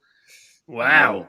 Well, you know what? This is surprise the J-Bots. I fucking disagree with you all. While there were some elements that needed to be explained, I still think this is the best episode of the series. I'm sorry, but that's my personal opinion. No, I think this sort of story is very much personal taste, because some will love this sort of storytelling, but I think it's very niche. Honestly, I think this is it's not niche. I tell you what this is. This is Marmite. He's given us a proper Marmite episode. No, I agree with you. And I will say this, jumping from scene to scene can be very disconcerting, especially when you're watching, because you'll jump from one to the other. And that is the problem. Now, the pacing, I will say, wasn't as fast as the pacing as the very first episode, but the pacing did pick up on this one. As I said, it's inconsistent. There's some things that I really liked in it.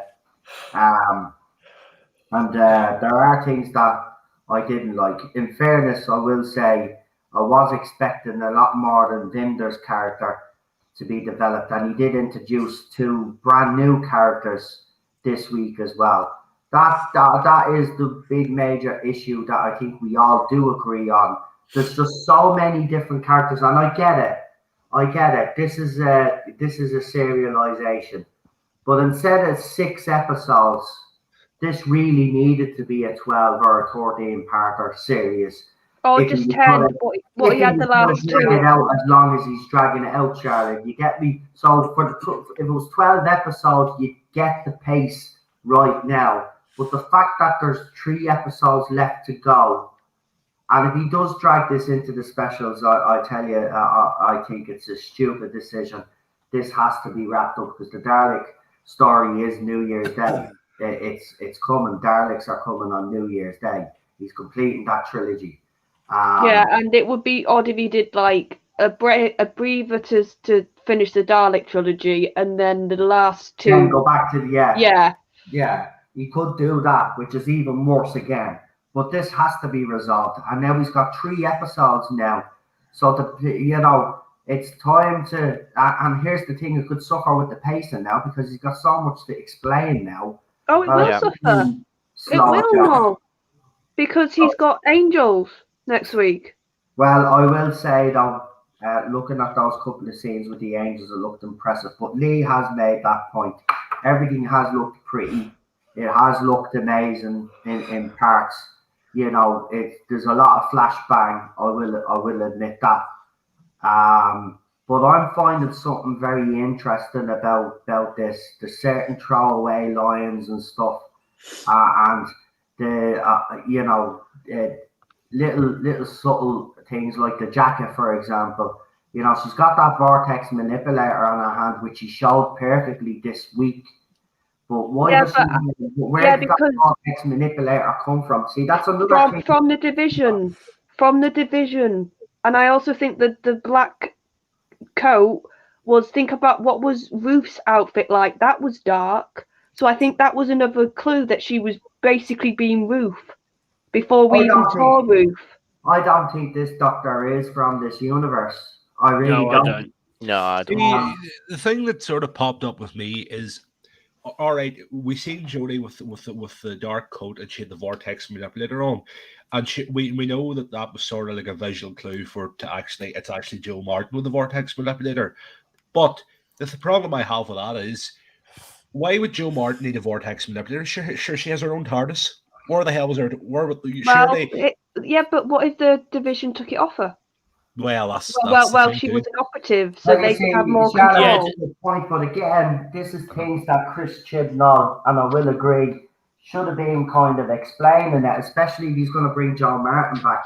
The cameo in itself was an interesting one, and it was not. I have to say, even though I don't think she is Doctor Who material either, it was actually nice to see her, I have to say, and she did command the screen. And I did like the little throwaway line. Chris Chibnall can't help but poke fun at his own Doctor, like with the Root Doctor having a little dig at Jodie's Doctor. He seems to do that quite a lot when we obviously we've been introduced to Joe Martin twice now. But look, I do agree in terms that probably she should have had a bit more a role to play. But I could understand it. Like she was flickering out in and out of time. Was she fucking flicker out? She was fluxing, yeah, basically. So, but again, he didn't explain why Joe was just there. Joe Martin's Doctor was there. It's just she's there She's looking through a mirror. That's you know what I mean, and that is his big flaw. There was that one line where they said that where the roof doctor is working with the division on. It made it sound like she's been promised something. Yeah. So I think she's working with them under duress, and that's that's what makes me think that she could be a TARDIS-less doctor. They've taken it off her, and that she's got this manipulator for some reason now. Which plays into the whole season 6B thing, whereby the Doctor was forced to work with the Time Lords before regenerating into. We never saw the actual transformation from Troughton into Pertwee, and the whole season 6B theory is that he was made go and work for the Time Lords, or was it the CIA? Wasn't it called? No, it's the CIA, wasn't it? Yeah, the Celestial Intervention Agency. But that's what also the Chibs. Why make the division? Just use what's already been established as the big CIA. Secret thing in the show's lore, which is the Celestial Thingy Agency. Yeah, intervention. I think the Doctor is responsible for the Flux. Oh no, we've been told in the episode she is. It doesn't surprise me, Frank. I think she is responsible for whatever she's done in her past. She's responsible for the Flux, and maybe that's why she's under duress. She's being the one that's being told, well, you've got to fix your own mess, but without actually knowing what mess she created, because her memory has been wiped, and that's why she's probably working for the division or the Time Lords. We don't know who the fuck, you know what I mean? But the thing that sort of played in my head too with the whole thing about her fixing her mess was that we know that when the second Doctor was put on trial in Gallifrey, when he was forced back and Jamie and Zoe were sent back to their own times, they had the Doctor on trial for intervening in time. So surely when they know that the Doctor is capable of doing that, and we have to assume that the division was going at this time as well, they're going to want to take advantage of that. Maybe he's ripping off the Patrick Troughton storyline, and maybe then by the end of that they will force a regeneration. Not the way they gave him a choice to pick a face, but he was so slow and he turned into Pertwee. Yeah. Maybe that fan film that was made in between that to kind of explain that. Maybe he's going down that route. Maybe Jodie Whittaker's Doctor is going to be forced to regenerate because he broke the rules of time or some mad crap like that. And that's how we got Joe Martin's Doctor, maybe, or some other unknown. What you mean is that it's sort of the way I was thinking of it was that Troughton. It sounds a lot worse than what it is. Troughton was changed into Joe Martin's Doctor for these whole missions thing, and then once she was finished with the division and her mind was wiped, she was granted an extra regeneration, and then Joe Martin went into Pertwee, because we never saw that transition on screen. The first thing we see leave it alone. I know. I think he's onto something here. That's what I think he's doing. The first thing we see leave it alone. I know, and I agree with you. He should leave it alone. But Ruth's Doctor has to fit in somewhere. Yeah, no, she doesn't. Yeah, another universe is where she fits. I've always said she's obviously in between either Troughton and Pertwee or something there. So maybe it's this whole scene that Marty I'm not advocating, I'm not pushing for this to happen. You're not. You're just giving the theory, yeah. But I would have that over pre-Hartnell and more going back beyond before Hartnell. But I'd take that if that's what he's doing, because at least it's less. But is that not then disrespecting, and I have to put it out there, John Pertwee's legacy? Yeah. See, that's the thing with this thing. No matter which way he does this, if he goes down that route, it's not going to end well for one of the Doctors, and it's going to upset fans. It's going to upset fans. The Jodie fans right now are not fucking happy either. So I think they're kind of sussing what he's doing. I think Marty is actually onto something there. Not that he's advocating, and neither am I. Yeah. But I wouldn't agree with that, because you're slating John Pertwee, in my opinion. The first scene that you see of Pertwee in the spearhead from space is when the TARDIS lands and he falls out of it. Yeah. So, you know, if you going by, you know, if you want to piece bits together here, is the fact that Jo Martin, once she was finished, had her mind wiped, was granted an extra regeneration, turned into Pertwee. I don't know how she ended up back in Troughton's clothes, but whatever. The TARDIS is sent off to Earth as the exile was intended to be, and they're probably going to do something. They could do something more like they actually could play that original scene again, where the TARDIS lands and Pertwee falls out of it. That's what they could do. But I'm not saying they should do that. No, I wouldn't want them to do that. But for me, anything's better than pre-Hartnell at the minute. But as John Pertwee fell out that TARDIS, he was wearing Troughton's costume. He was wearing the check trousers. He was wearing the black frock coat, and as he fell out the TARDIS. The thing. That's the thing. So there's no way that Jo Martin can be. So that'd be, unless Chibnall, if he was going down that route, he'd have to explain why she's in Troughton's clothes, which would be, it's not going to end. Look, if they did that, it's not going to end well either way. Look, the clean thing that fans want is the Master Lloyd, and the Homeless Child is someone else. But right now, 3 episodes in, we're starting to think now it could be Vinder and Bella, the parents of the Doctor. I want to ask you this question, actually, everybody on the panel.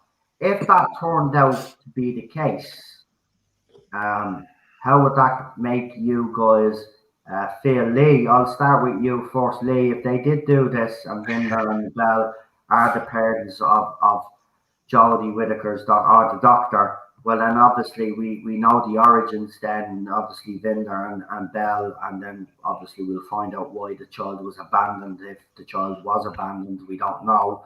But how would that sit with you? I couldn't answer that legally. No.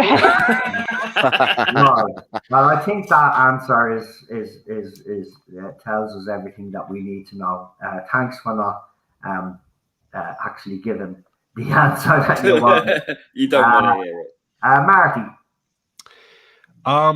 As I say, it's a mixed bag. Like, even thinking about it, I know, although it's something I've put together in my head, even the thought of it is, to me, in my head, Troughton regenerated straight into Pertwee. That's what is always going to be there. Yeah. But if I hate saying it, because if I say I don't want them to put anything before Hartnell, and I don't want them to mess up the whole fucking, you know, sticking an extra Doctor in where my mind doesn't fit. But if it happened, and that's the route he goes down, and that's how he explains her, it'll be another punch to the stomach. But it's I feel so bad saying this. I would take it over pre-Hartnell. I'm going to say I would take it over pre-Hartnell. I would swallow it with no pleasure at all. I would completely ignore it. But if it's the choice between that and pre-Hartnell, it's sort of the lesser two evils here, like, and that's sort of where I am. I'm on the fence, but if I had to pick, it would be that. Pre-Hartnell Doctors had the police box TARDISes and subconsciously, but there is no pre-Hartnell Doctors. Hartnell is the first Doctor. Yeah. Doesn't matter what he's trying to do with this time. His child, Jamie. I will never, ever accept it. Yeah. No. And I will never, ever accept a pre-Pertwee Doctor other than Hartnell and Troughton. Yeah. Tough tits. That's my bottom line. End of story. Exactly. As Moffat described it in Listen, it was the boy in the barn was a young Hartnell, and it was because it was in the dark, and because you could barely make out the features. It was a young boy, and it was the first Doctor, the very first incarnation that Clara Oswald had travelled back, and she put her hands in the TARDIS, and the TARDIS took her back to the when the Doctor was a young boy in the barn, and that's exactly. that. because Moffat had a thing about Clara just popping into the doctor. Yeah, just a bit. But yeah, that's what I mean. That's why it's contradictory. Because there's stuff that happened in those other eras that don't make all of this fit. And he's got to explain all of that as well. That's why the Timeless Children has never fit in with canon. This is him now trying to make it fit into canon, in my opinion. But you can't do it after the fact, you know, and there are no pre-Hartnell doctors, no matter what people say out there. On screen, the first doctor that we ever got on screen was Bill Hartnell, and that's it. He was the first doctor, and that will never change, no matter what Chibnall has decided to do, because fans won't accept it. And this is the thing that BBC, Chris Chibnall, and everybody else needs to understand. Fans will not accept this. They will not accept it. So unless you see, this is the thing, man.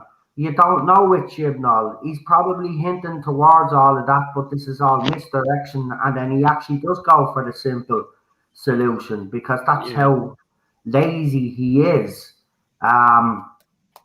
But I'd rather have the simple solution. The Timeless Child is not the doctor, and the Master lied, and maybe the Timeless Child is the Master. That would work out better for me, because that would make a lot more sense. Let's be honest. The Master being the Timeless Child, then that would explain why the Master has always been the way the Master has always been. See, that's the thing. I don't think Chibnall's that clever, but this would make this backstory would make more sense if it was the Master's backstory. Yeah. So we'll leave the Master alone. No. See, I would like it if it was Omega's backstory, because the fact that Omega being the Timeless Child and creating the first TARDISes would give him the link to being a Timeless Child, and because that he's timeless. With. Because he's timeless, he's in the antimatter universe, and he's completely timeless, and he's locked in the antimatter universe, and he can go on forever. That makes sense. Yeah. That again. Yeah. Well, PD Rich just pointed something out for another reason why Ruth can't fit in between Troughton and Hartnell. It's because she didn't know what the sonic screwdriver was. Yeah. Troughton was the first one to use it. Yeah, well, then again, things like that are things that Chibnall seems like perfectly getting. Yeah, I'm putting a bit too much faith in Chibnall there, aren't I? Yeah, you are a little bit.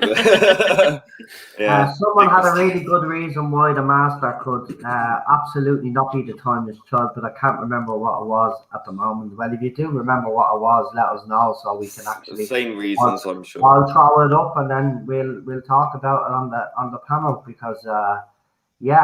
Because it does actually make more sense that it be the Master, actually. If this doesn't get erased by the end of this season, or explained away as somebody else, or whatever, this person's not going to be happy. Okay, look, I don't want this to impact on the classic era in any way. No, I do not want to see these doctors shoehorned in for the obvious reasons that we've cited, which is to obviously make the Doctor completely diverse and to diminish the actors who've played the role for the last 50 odd years.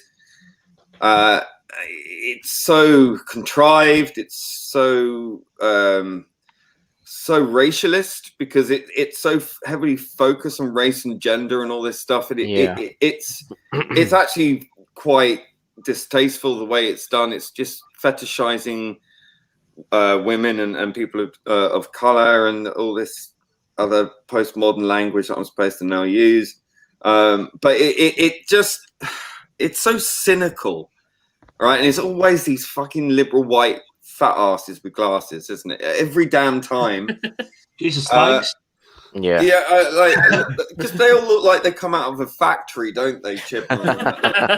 They're autons. Stevens and Chibnall, and they all look the fucking same. And it's I went to a cocktail party at Phoebe's, and we discussed it, and we thought we should give like the Black Seas people's and the women's some sort of make the Doctor all of them, because it's a representation. So look, people will love me. It's like, oh, fuck off. You know, like Retro has a good question there. He said, why did they offer the Master a full set of regenerations in the 5 Doctors? That's what I mean. This could but that was to get him to do the task because it was incredibly dangerous and he could have died. And I think it's also because he wasn't in a Time Lord body at that point either, was he? Because he was still in Treemass's body. So it was a bribe. But the Doctor being the timeless child, like this is, you know, if you want to parallel the whole Master getting the full new set of regenerations, sure, the Matt Smith's Doctor was dying. It was the end of the road. He wasn't regenerating. Yeah. That's always going to be a massive reason why just this does not fit. Yeah, and then the Time Lords give him whole new reason. So I mean, look, Chibnall can't remember what he did in the last episode, let alone what happened in previous series in the New Who era or the Classic era. So putting any faith or any stock in anything he's doing is a mistake, in my opinion. Yeah, but Lee, I think he's advanced. He's gone from not remembering things to just saying, "Do you remember this from the last episode?" Yes, I watched the last episode. You're saying it again. Stop just new material. Just keep reminding the audience, you're stupid. Audience, you're stupid. I'm going to explain down to you everything that's happening in front of your eyes because you clearly don't understand my genius. That's Chibnall's brain thinking right there. It really is. He patronizes his audience into submission. He just completely trots this stuff out. Exposition dumps, because if he tried to show you, you wouldn't understand it. So he has to write it out for you and put it in the doctor's mouth. He had a character do a massive monologue for 10 minutes, which could have just reverted to 2 sentences. Yeah. And like, you know, rather than spreading out the exposition between 1 or 2, you know, more than one person, all the Doctor is an exposition dumper. She has literally become just a plot device, not a lead role. She is there to act as a plot device to signpost you as to what's happening, right? The companion is supposed to be the one asking the questions, not this like volunteered up diatribe from the this is happening and I must do this to make that happen. It's like, who the fuck asked you? Why are you just talking to yourself? Like what are you doing? Shut up. Let us work it out for our fucking selves. Stop patronizing me. Stop talking to yourself. Stop making yourself look like a fucking idiot lunatic. And give the audience breathing space to actually watch what's happening. Show us on the screen and let us work it out for our fucking selves. We are not fucking stupid. When they wrote Doctor Who in the 1970s, right, you didn't have Tom Baker. A little bit of exposition, usually instigated by the companion, but it was over and done with in like a line. Now, the diet like Flux, all right, lots of Flux, but in the 70s and the 80s and even in the 60s, they didn't patronize the younger audience, right? The younger audience were treated as if they were intelligent 13, 14-year-olds, right? No matter what age you were, you were educated in a new higher level of vocabulary, engaging storylines and plots and characters, and you could identify with all these different characters and things going on, and you could pick it up and understand and learn how to speak English better. That's how it dragged you up as a child when you were watching it, because it didn't patronize you. You weren't made to feel stupid as a child watching it, that you didn't know what was. You were involved because they didn't talk down to you, and it felt adult. It felt like you were watching something, a bunch of adults talking in this sort of posh voices about stuff that was like scientific, and you were engaged with it. And now you're sort of, everything has to be explained to you in the minutest detail because you're too thick to understand. That's how this series treats you. That's how Chibnall writes down to you. It's embarrassing. And frankly, shame on the BBC with its condescending nature. This is the age we live in, the age of condescension, where people who think they are the bee's fucking knees of the intellectual world are talking down to people who, these stupid people, these working class morons who voted for Brexit and the Tory party and all this other stuff and don't understand how wonderfully clever and smart we are. We go to cocktail parties. We get told this by our fellow sequined people. And it's just fucking embarrassing. Just stop. Like, you're not impressing us. You just make us hate you because your condescending nature is putting people off. And Doctor, it's not just preachy. It's condescending. It's condescending because it just thinks you're stupid, and it's infantilizing its audience. And then, quite frankly, anyone who watches this and goes, oh my God, it just proves our fucking point, really, because you just look embarrassing yourselves because you're clearly not engaging your critical faculties here because you're being patronized and you're being infantilized and you're playing towards it because people of these days seem to be more in tune with their infantilized nature where everyone's navel gazing all the time. They're not looking up and engaging with the world properly. And this is what this feeds into. It's so introspective and so, well, it thinks it's self-aware, but it's not. It's self-delusional. I think the people coming up with this are just completely delusional, quite frankly. And that's my rant. My round of applause. My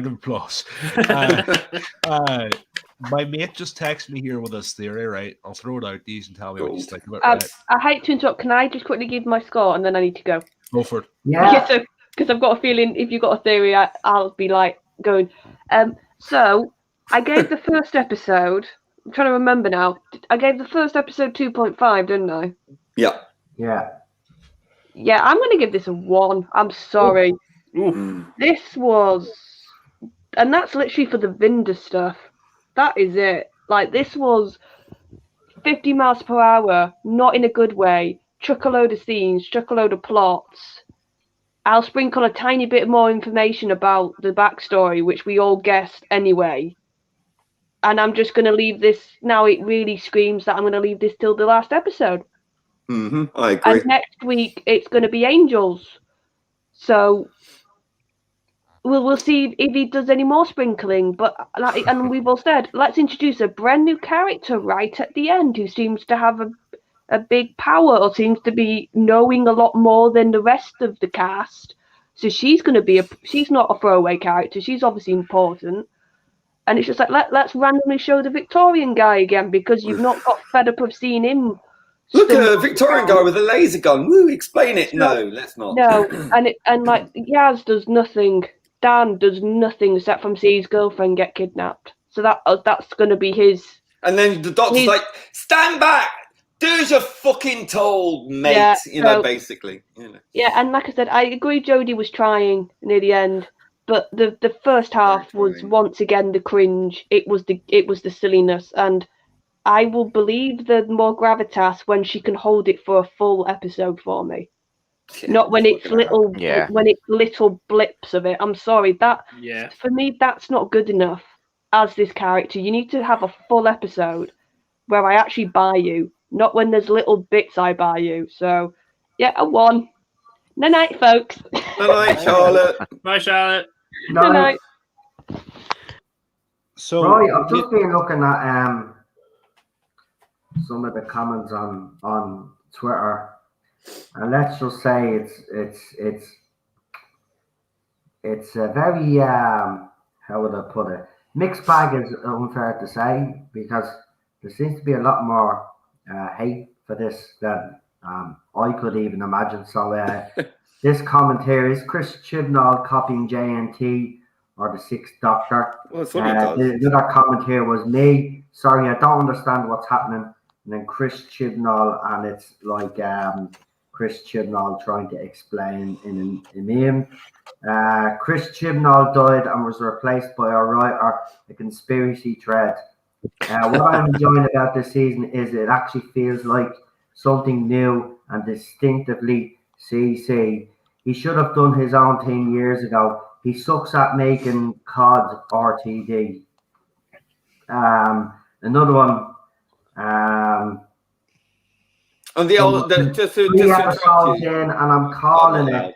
And this is from a tick check mark. He says, Doctor Who Flux, is not going to be a triumph return to form. Chris Chibnall simply can't write sci-fi, so it gets reams of clod hopping.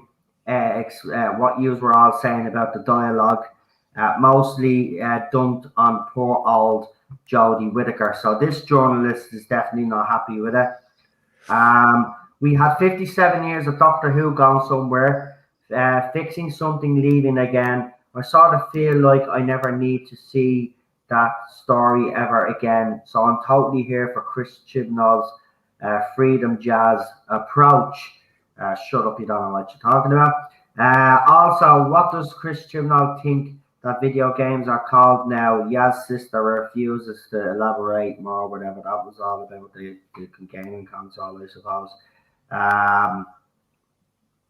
Let me see. No, not the Radio Times has put a poll out asking, was Doctor Who once upon a time too confusing? So there's a vote going on. Currently, it's at 58% to 42% in favour of yes, it was. Here's another one. Here's another one for you. And just like that, I lost faith in this season of Doctor Who. Chris Chibnall effing sucks. We've been telling you that for years now. Yeah, now you're suddenly, and it's funny because like all this week that's gone by, they were telling us, see, we told you it was good all along. It's just like you can't win with these people. You can't. Who else have we got? Let's see if I can imitate Chibnall. And some people are commenting. Wait. There were some people commenting as well. At the end of the episode, the BBC showed an advert for Torchwood. Yeah. It had a picture of John Barrowman on there, and people are like going, did they just show that? It's like that all of a sudden they get that. So expect that to kick up again. I told you it was. It makes sense if RTD is coming back. I wouldn't be surprised if that's the next project that Chris Chibnall is going to do. I think he probably will be in charge of Torchwood and obviously RTD. So that's his golden handshake, basically. There you go. Right, we're fucking you off, Doctor Who, but we'll give you the next best thing, Torchwood. There you go. It's your baby. Bring RTD back. But this comment from Rebecca, I think, sums up a lot of people on this panel. Does Chris Chibnall actually watch episodes before they air and then decide he's happy with it? Yeah. Maybe after he's aired it, then you go, oh, I haven't seen that. That's good, isn't it? Chris Chibnall, someone says, Chris Chibnall, I'm in love with you. Some female there. I don't know why you'd be in love with that. Get help. You need help. Someone wrote, this just caught up with, I just caught up on Who. This is amazing. Chris Chibnall unleashed. Yeah, that's the problem. So basically, it is I'm going to be honest here. I'm seeing a lot more right now. Seeing a lot more negative comments than I am positive comments, even from people that I expected that would come out and praise this to the hilt. I mean, look, I will say this. I mean, we've been trying to tell you for the last 5 years that this man is a hack. And if you have finally clocked it on what I think is his best writing, but clearly you guys don't. And I think I know why. Because there's not enough agenda in it for you, even though there is. I'm sorry, a white guy called Supremacy? Really? Hold on. Let me finish, please. Thank you. You're welcome. Compared to the other 2 seasons, there's less in this than there was in the last 2 seasons. Yes, it's still there. But I think this is why the J-Bots are turning on it, because there's not that much agenda, because that's what they live for. That's all they live for. Look at even in the first episode when the double bed was there, right?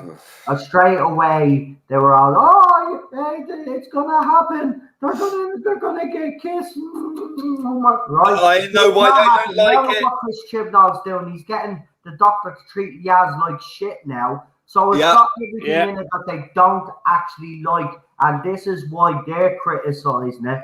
They're not they've never liked this show. They've only liked all the little agendas and ideology that Chris Chibnall puts in it. But because he's reined it back a little bit, and yes, the parts that he has put in are over the top and he hits you across the head with a lump hammer, I get that. But compared to the last 2 seasons, right, there's less in this season so far compared to his other 2 seasons and his specials. Right, and that's why I think the J-bots are hating it. They're not hating it because they think the writing is confusing. Right, they're always confused. Even when you explain shit on the screen to them, they're dumb. These fans, as I've told you anyway, they're not fans. They've no intelligence. Right, Lee is right.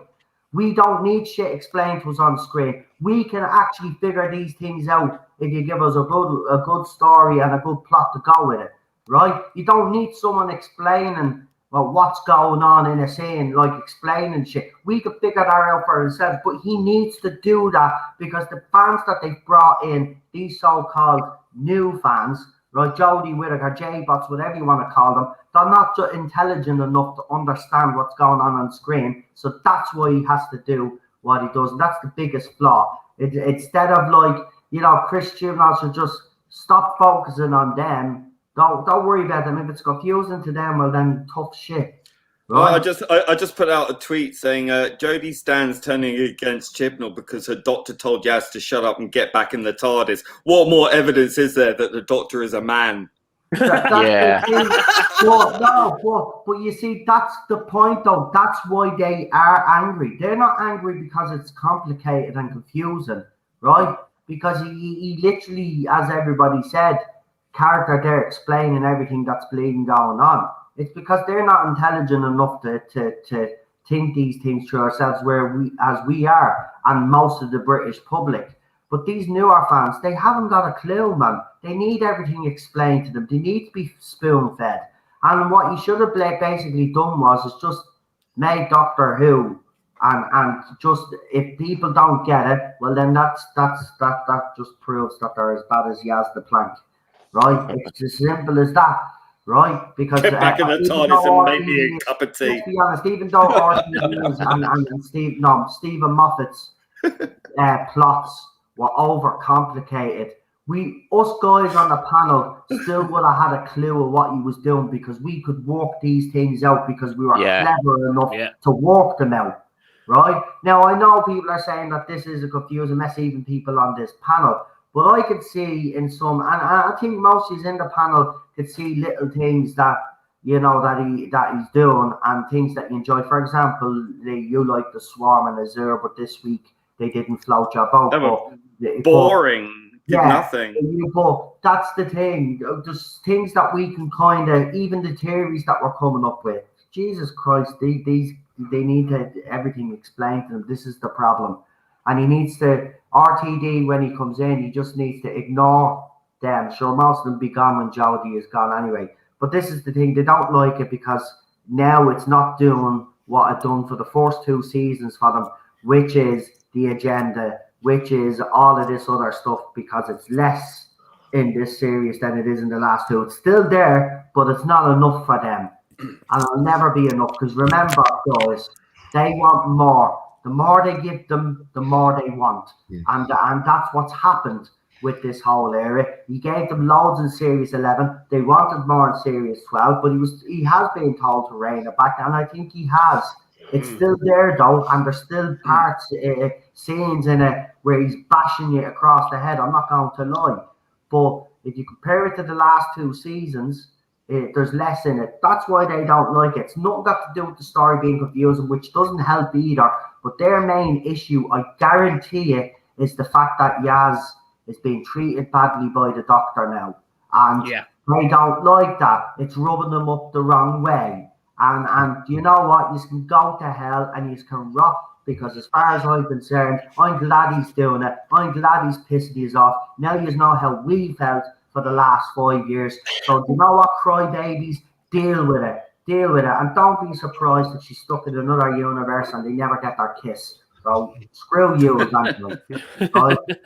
Get back in the TARDIS kitchen. I'm going to make this clear, by the way. just in case I get accused of being homophobic here, right? I'm going to make it clear, and I've said this all the way Jordan knew who's run, even with RTD. The doctor should not be in a relationship with anybody, in that type of relationship, right? It clouds the doctor's judgment, right? It makes the doctor do things that the doctor wouldn't do because of love.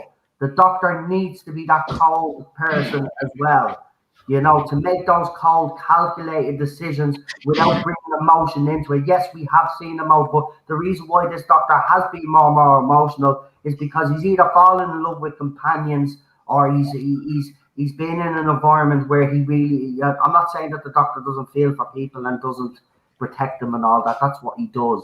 But you get what I'm saying. When it gets too personal, then the doctor's judgment is always clouded. And I've never liked that.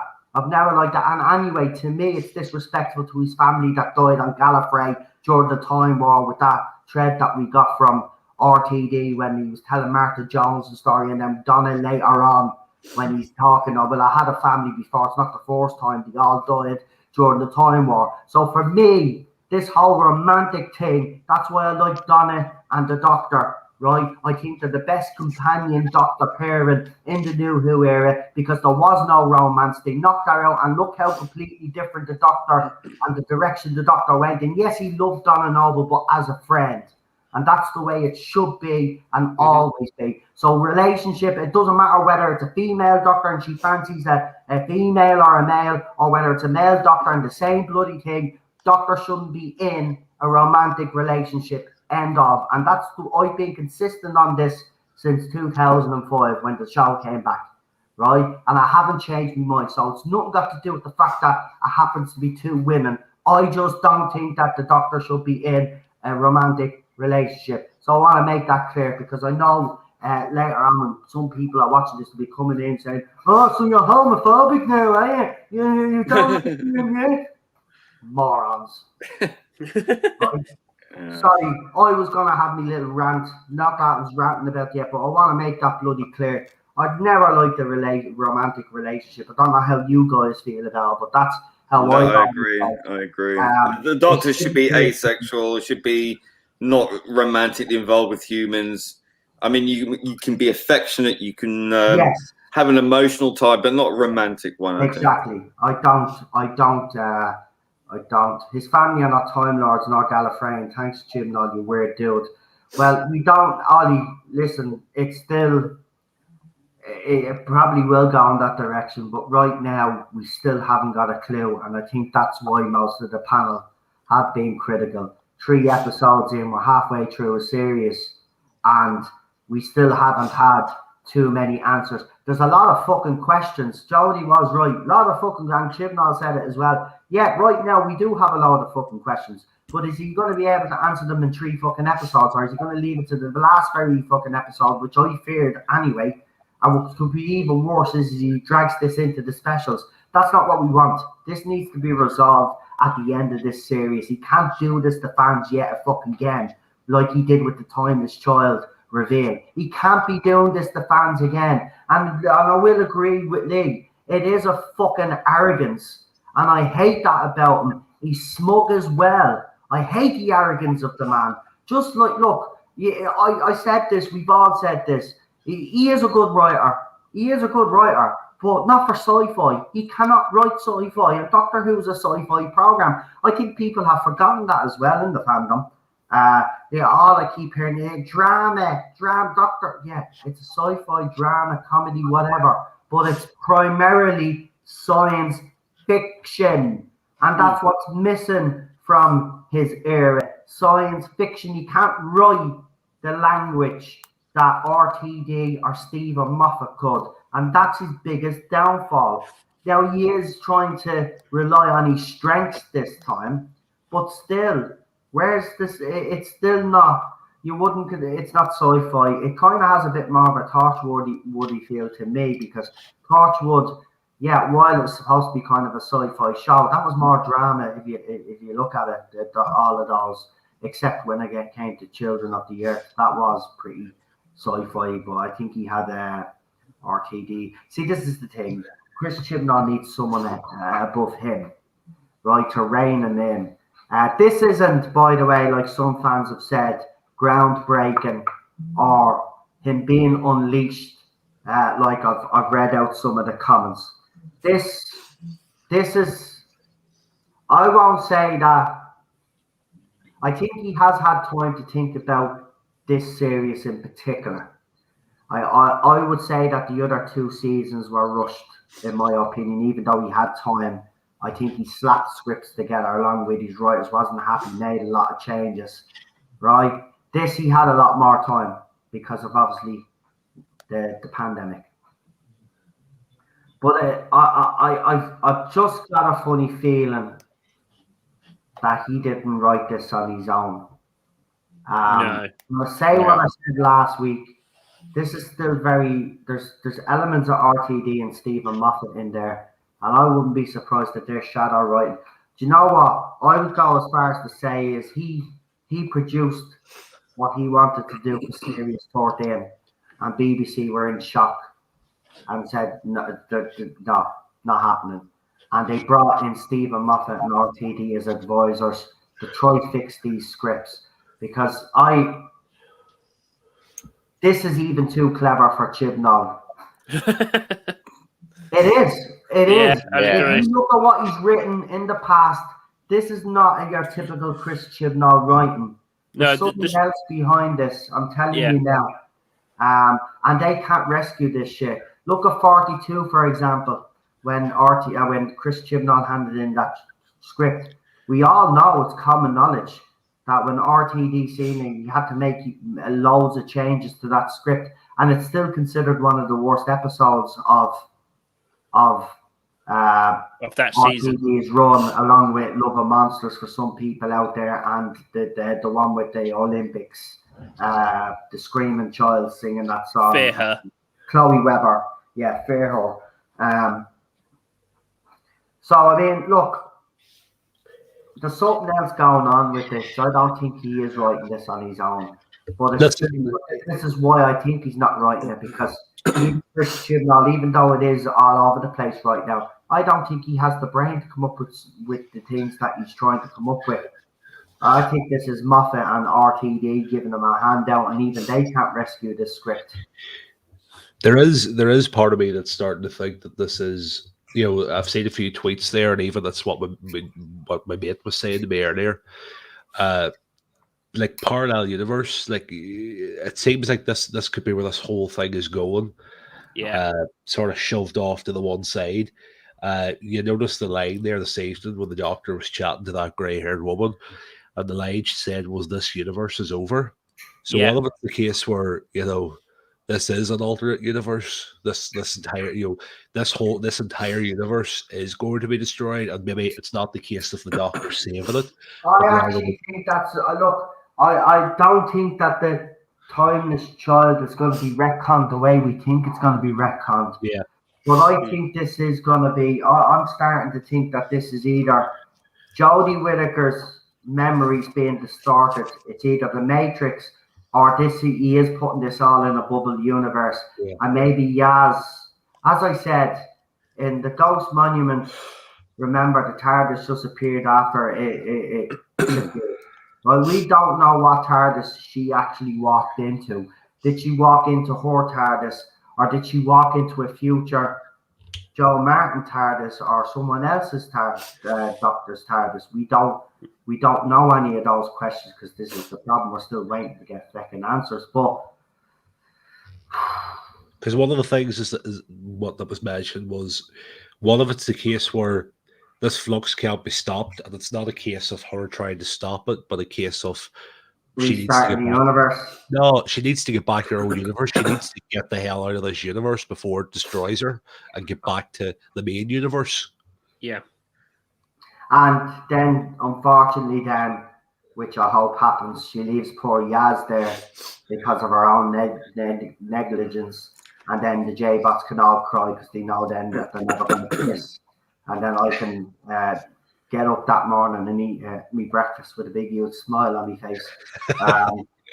But look, all joking aside, fans are gonna. There's already fans putting up theories.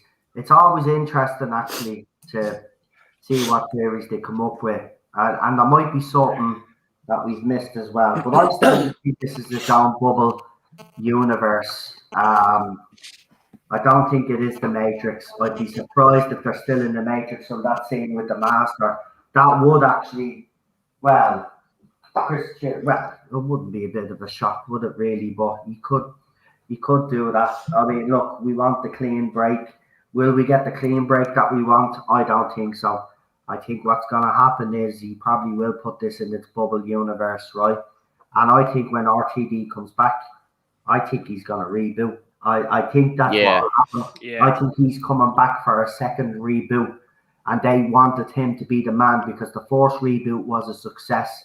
So they want him to come back now and do the second reboot and relaunch it. And then obviously it's in Bad Wolf Productions' hands until it's taken over by Sony and BBC Studios. Maybe he steps down after a season or two, but has his own people working on the show, continuing on what he started in his reboot. That's what I'm thinking is going to happen. I think the RTD one is going to be a complete reboot. This one's just going to be stuck in its own bubble universe, and I think he'll continue from certain point within either his era or Stephen Moffat's era, and move on from there. I don't know. It's like what I said to Joe. I like if he comes in and does a series or two, or just sees out the 14th Doctor, and then if he stepped down then and sort of took on what I call the Kevin Feige role, whereby he's not writing but he's overseeing everything. That's what I would want. That's what I'd want. I'd want him to still be there somewhere in the background when he does stop writing for the second time.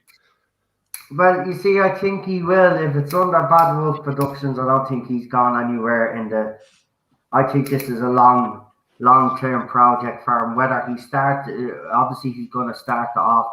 Now, whether he'll decide to finish it himself is another debate for another day.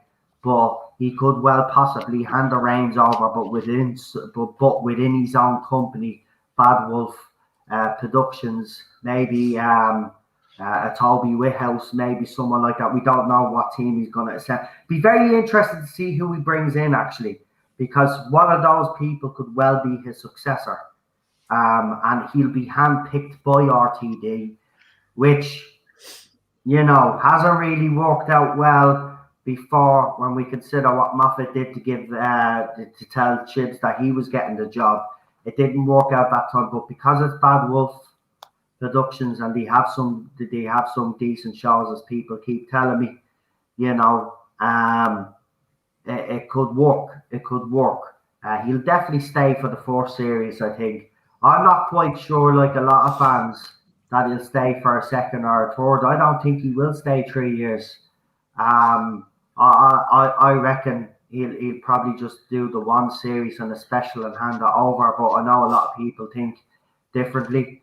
But I think that's the way it'll be done, because I do know RTD will want to go and do other stuff, and not be held down to Doctor Who. Because remember, this takes about 9 months of your life, 9 months of the year away. So it's a long time to be planning, writing Doctor Who and getting everything together, going to conventions, because he will do all of that. That's the difference. The game will be upped. BBC 3 will be launching properly again back on satellite. So don't be surprised if Doctor Who Confidential comes back as well as Torchwood, as I said. I think they're planning something big. I think RTD has big plans. And I was told something that obviously I can't say right now, even though a lot of people have been trying to find out. This one I have to keep secret because the timing of this, and it's not really my information. I'm going to be out straight. It's not my information to share. It's someone else that got information through their contacts. So it'd be up to them. It'd be unfair on me to put it out there without their permission. And right now they haven't given me permission. But from what I'm hearing, if it happens, I think fans are going to be really, really happy with what he has planned for the 60th. From what I'm hearing, it sounds absolutely epic, and I mean absolutely epic. I nearly jumped off my seat when I heard this, and I will just add what gives this rumor an extra bit of weight to others is there's actually screenshots of what this person received through email from someone, and it's quite spectacular actually. Stop it! I'm getting all giddy now. Stop it! Yeah, but that's just for the 60th now. Look, I think the 60th will be something special. It's RTD. Yeah. I would have preferred RTD to do the 50th, in fairness, but I'm glad he's doing the 60th. I'm definitely glad he's doing the 60th. And remember, he's starting off with the 60th. This is a man that's shown you already that he's not afraid to start his era off with a special, right? Yeah. This is the thing. It's the same with season 2, if you remember. Was it season 2, the Christmas Invasion? He literally started off that with the Christmas Invasion, where shortly after the reject. So this man is not afraid to start off his era on a special or whatever, or the anniversary in this case. So, I have a lot of confidence. Now, obviously, with rumors, things change, but from what I've heard so far, as I said, it does sound pretty amazing. I think fans will be happy across the board. Now, whether the other side be happy, I don't really give a shit. But for us as long-term fans, and even new Who fans that have come in since 2005, will be very pleased with what he's going to do. I would actually even go as far as to say, from what I've heard, I'd say this is going to be a better story, better plot than the 50th anniversary.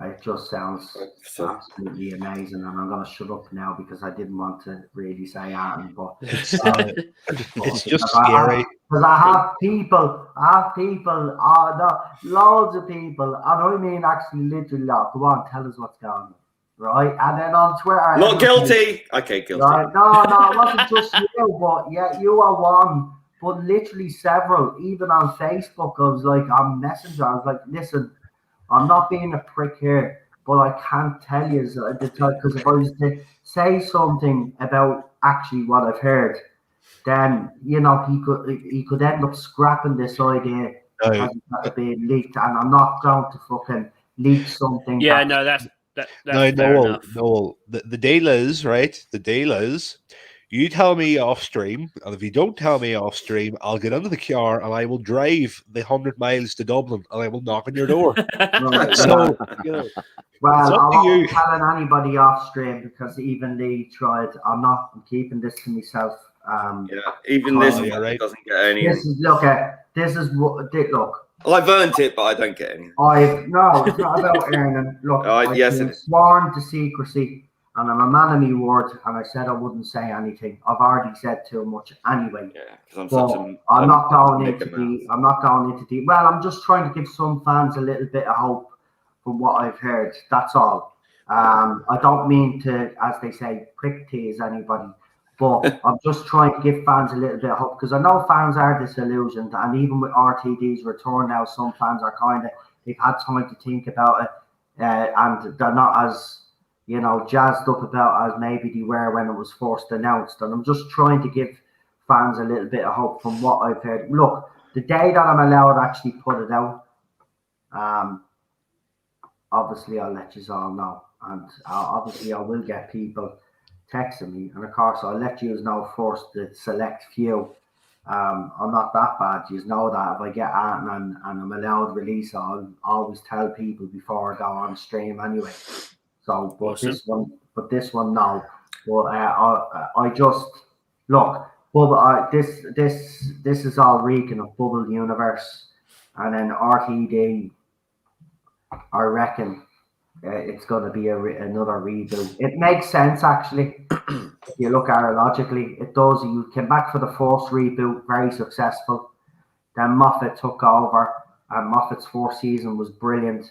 And then he started messing around and pricking around with a mid-season break as well. And then it slowly went into decline and continued that decline. But it was a steady one. It wasn't a sharp decline like we've had now. So this is why I think it makes sense bringing RTD back. He was so successful the first time with a reboot. And if anybody can reboot this show a second time, it's definitely Russell. It's Russell T. You know what you can do. If he's told that he has a fresh start reboot, well then that gives him limitless options on who he could choose for the next Doctor. The first time around we got Christopher Eccleston. Will he look at an actor that he probably had in mind before Christopher Eccleston, or even before David Tennant? There might be an actor out there that we haven't even thought of. Or maybe he's done an interview who he wanted. Maybe it could be one of those people that he wanted to bring in before, and now he can actually bring them in this time and do his reboot. I don't know. Look, until we know what's going on with this series, then I suppose we could speculate about the RTD era. But if this is putting its own little bubble universe and it has a definite ending, then I think we are going to get a reboot. It just reeks of that to me. I think BBC know that this show is a dead duck right now. Yeah. And its chances of recovery, even though Chris Chibnall has upped it up, and we'll all agree with that, even though, it's still not up to the standard that it should be, but he has upped his game, but it's too late.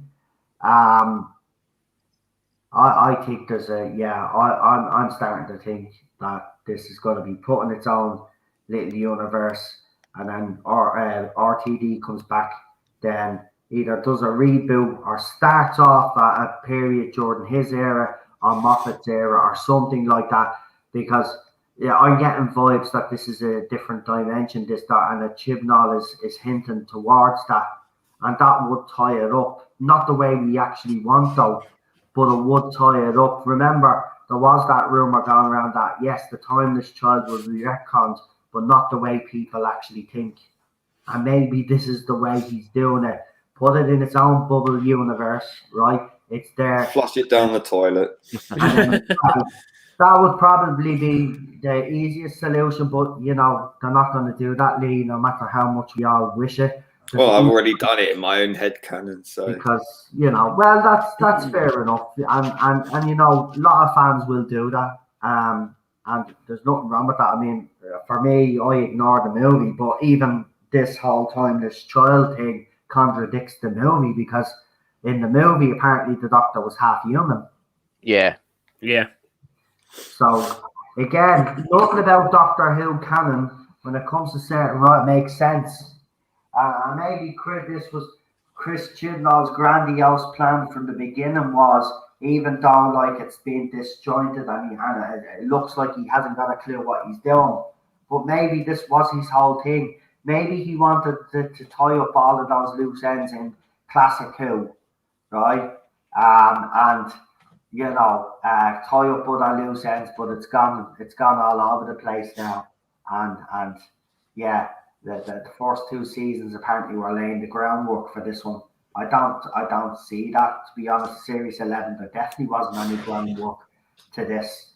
Series 12, okay, yes, we got the Timeless Child and we got the Fugitive Doctor, but still, this has been the slowest story development plot that I've ever seen. If he has in fact been doing this since then, because it's going at a snail pace.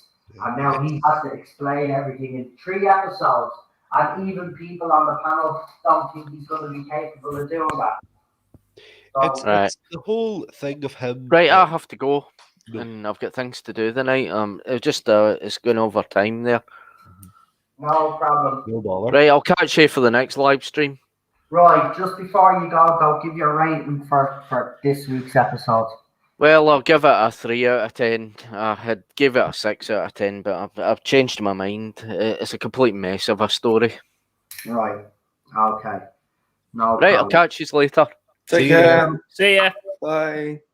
Right. So someone was saying, so we're going to wrap up now shortly anyway. So No, I was just saying about like you look at the trailer for this stuff like Chibnall series, and like all the trailers are all fancy, and they've all they put in the best shots and all, and it's designed to make you think one way, and then once you see the episodes it's another way. It's all glitz and glam and the promotion when it starts, and then once you see it, it doesn't live up to what you expect it to be. Whereas you look at the likes of RTD. I mean, if you remember the trailer for Series 4 with Donna, and she's like, "I'm gonna find him." It's like there was a man out there, and just the music, Murray Gold's music, the way it was edited, everything was just brilliant.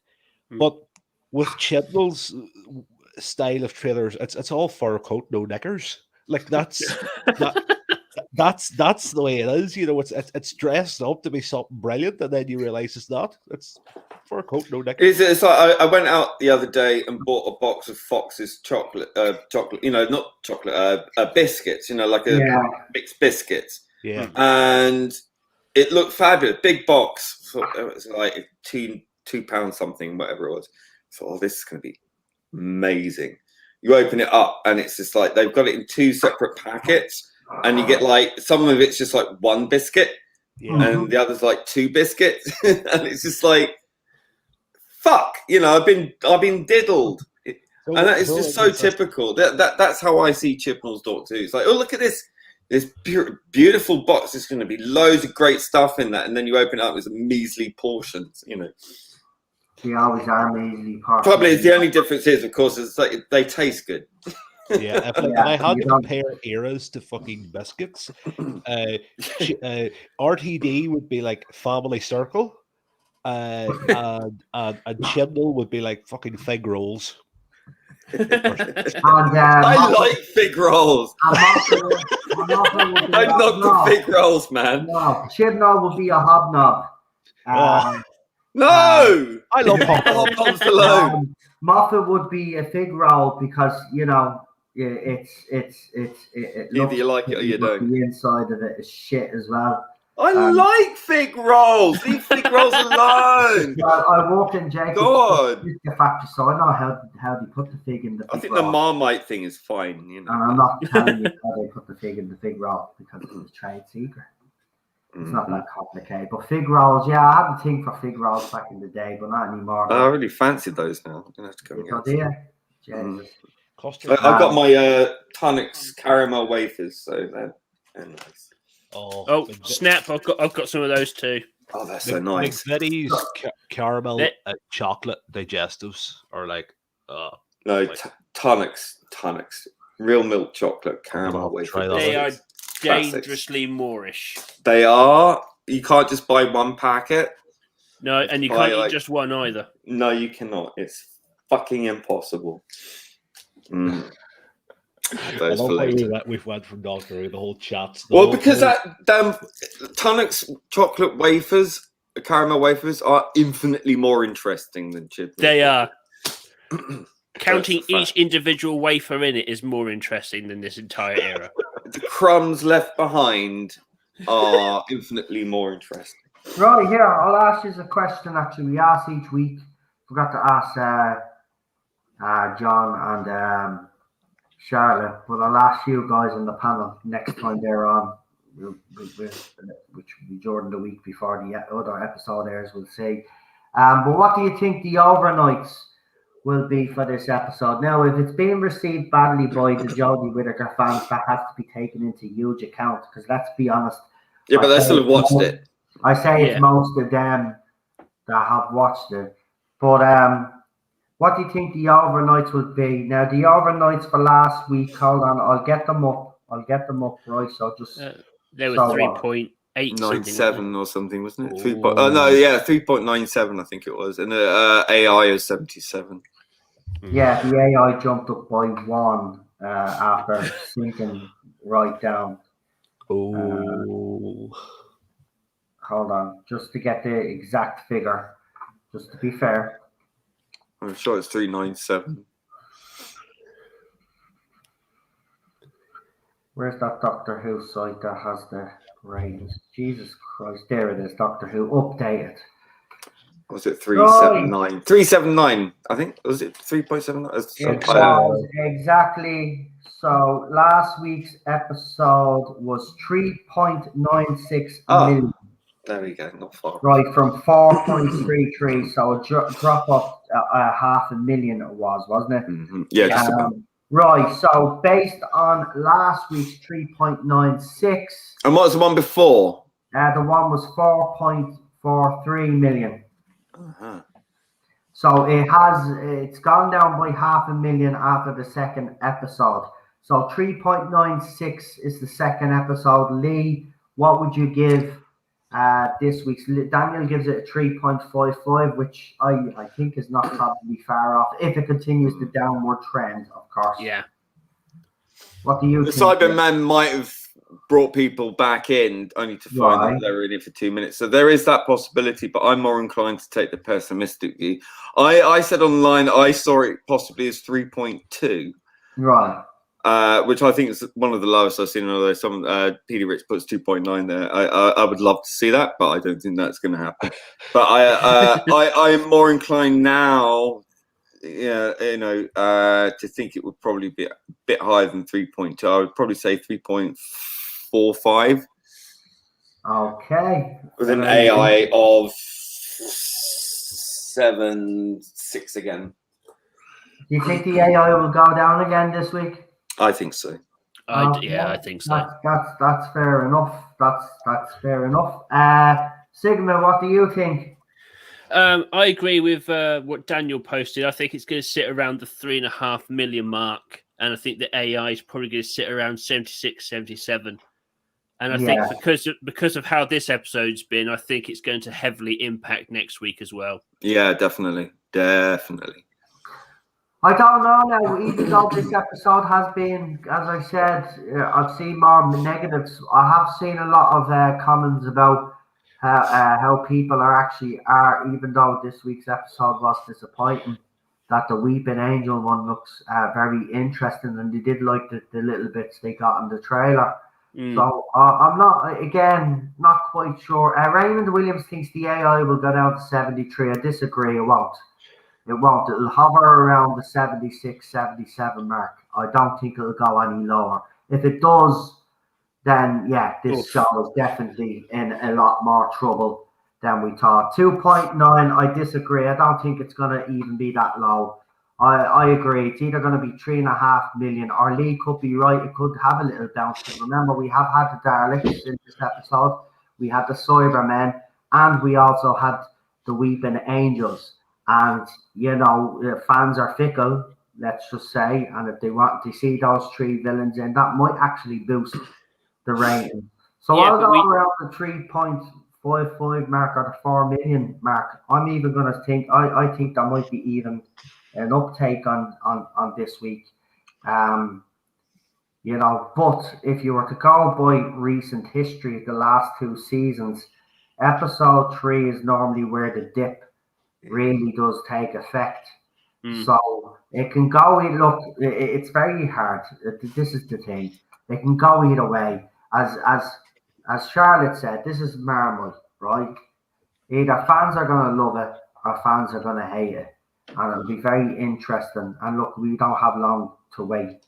They'll drop early in the morning, so we'll have an indicator what the overnights are. But I don't know. I wouldn't be surprised if there was an uptake. At the same time, I wouldn't be surprised if the 3.6 turned into 3.5, 3.2. But I do not think for 1 second it's going to go under the 3 million mark. I don't. No matter how much I would want it to. The thing is, as I've said, there is one thing going for Chibnall compared to his other 2 seasons. Whether people, think it's Marmite or not, they have said it's an improvement on the other 2 seasons, and I think that will factor in. There's a lot of variables here. That's the problem. It's going to be very hard to pinpoint which way it's going to go. But look, I honestly do not believe, unless the last 2 episodes and he does what we think he's going to do, that could have a negative impact, and then I could see it going down, but it'll be season end. I don't see it going down to 2.9 mid-season. No, if it's going to, and he screws this up, which he's starting to do, but if the next 2 episodes or 3 episodes he can revive this now and start moving the story along a lot faster now. Yeah. You never know. Again, too many variables. This could go either way.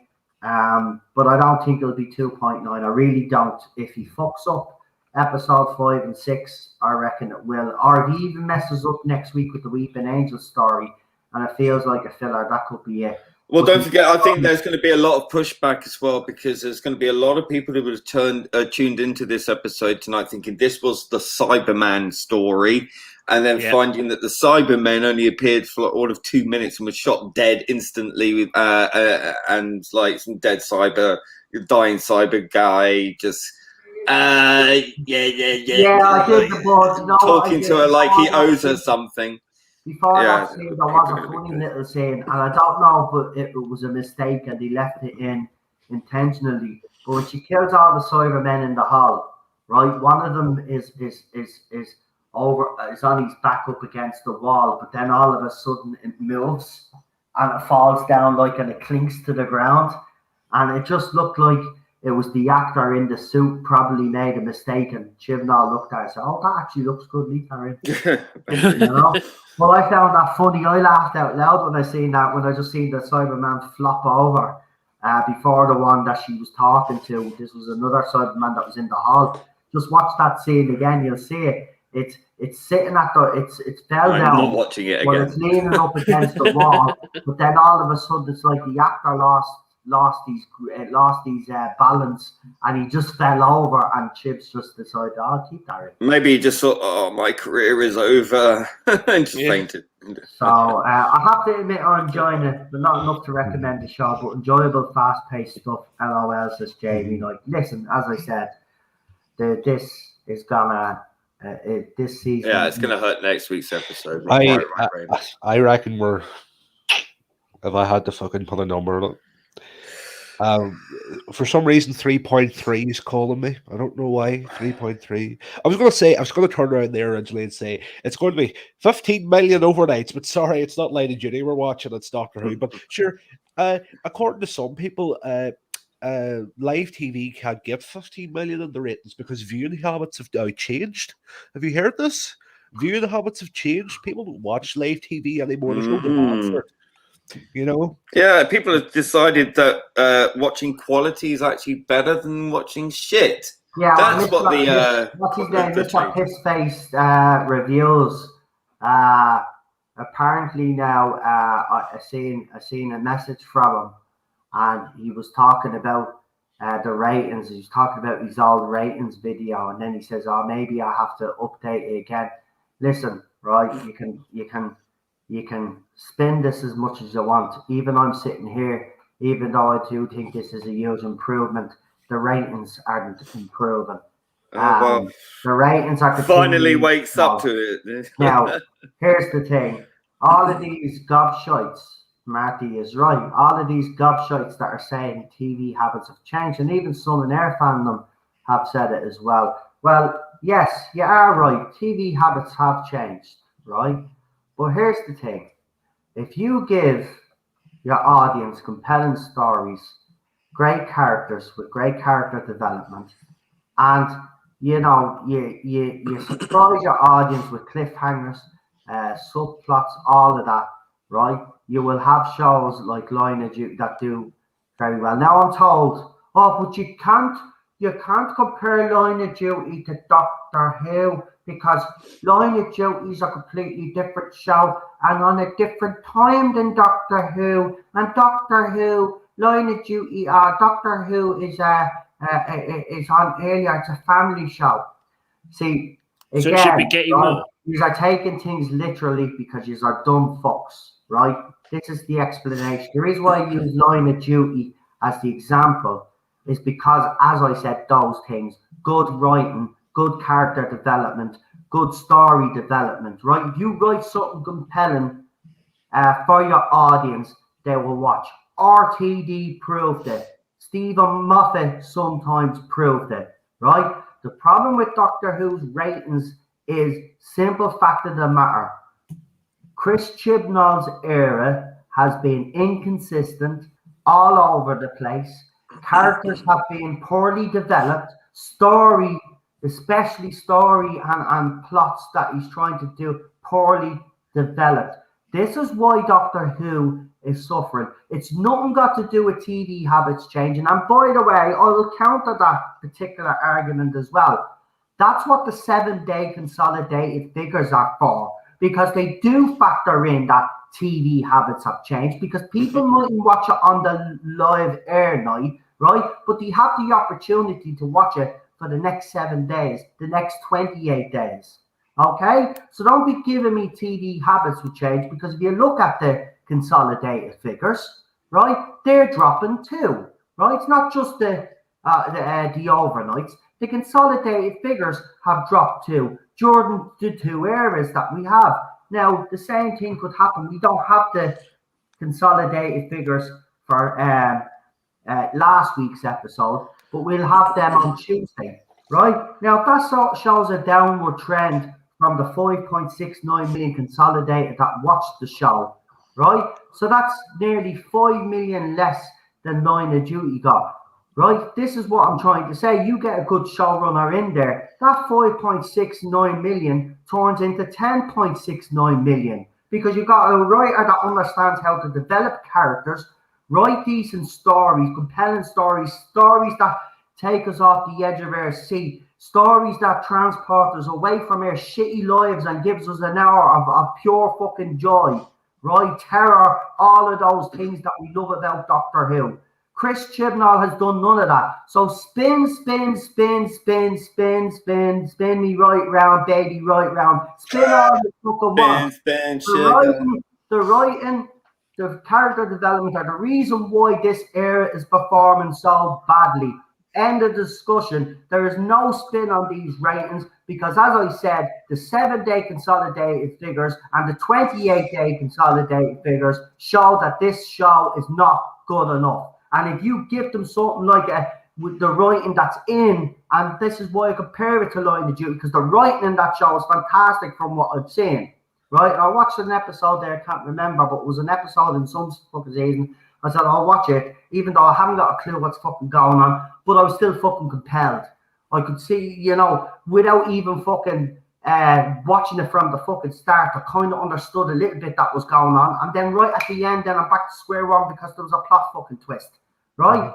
He doesn't do any of this. This is why it's failed, right? It's nothing got to do with TV habits have changed. Spin all you fucking want. Well, this is the thing. I'm fucking sick of it. Shut your fucking mouth. You don't know what you're talking about. You don't even watch Classic Who. So shut it. They come in, right? You bring out a big audience, like, say, for example, right? So we know that Jodie Whittaker's first episode had, what was it, like 10.96 million, right? Yeah. So put that into terms of RTD coming back. Now, let's say, for example, that the 60th anniversary gets an audience of, I don't know, say what the 50th had. The 50th had something that was like 12.5 million they had. Yeah. So could you imagine, right, if RTD came back with that number and he was able to hold on to similar numbers for Series 14? He wouldn't. Twitter would explode. Mm-hmm. But he wouldn't, though. That's the thing, because modern television is a little bit different. You wouldn't be able to sustain even Line of Duty. Some weeks it dips maybe 1 million, but the week after then it'll gain back that 1 million plus extra people. But that's to say, television is in flux. But the thing about it is that for Moffat, RTD was getting 15, 16 million the first time round, right? That's when Doctor Who was at its height. That's why we call it the golden age. Look at the ratings. They were a lot higher than what they are now, right? Yeah. And even a lot higher than they were under Moffat. This is the thing. I'd expect him to come back for the 60th, and for the 60th to get around either 15 to 18 million viewers for the very first episode, and then for it to even itself out at maybe 14 million viewers each week. If he can, but it will flux. Yeah, I predict that given the overnights for this one might have a boost, possibly. I think the the final week-long number will be probably a narrower margin because people will have heard it wasn't so good, or people will have heard Cybermen Belly in it, so might not watch it for that.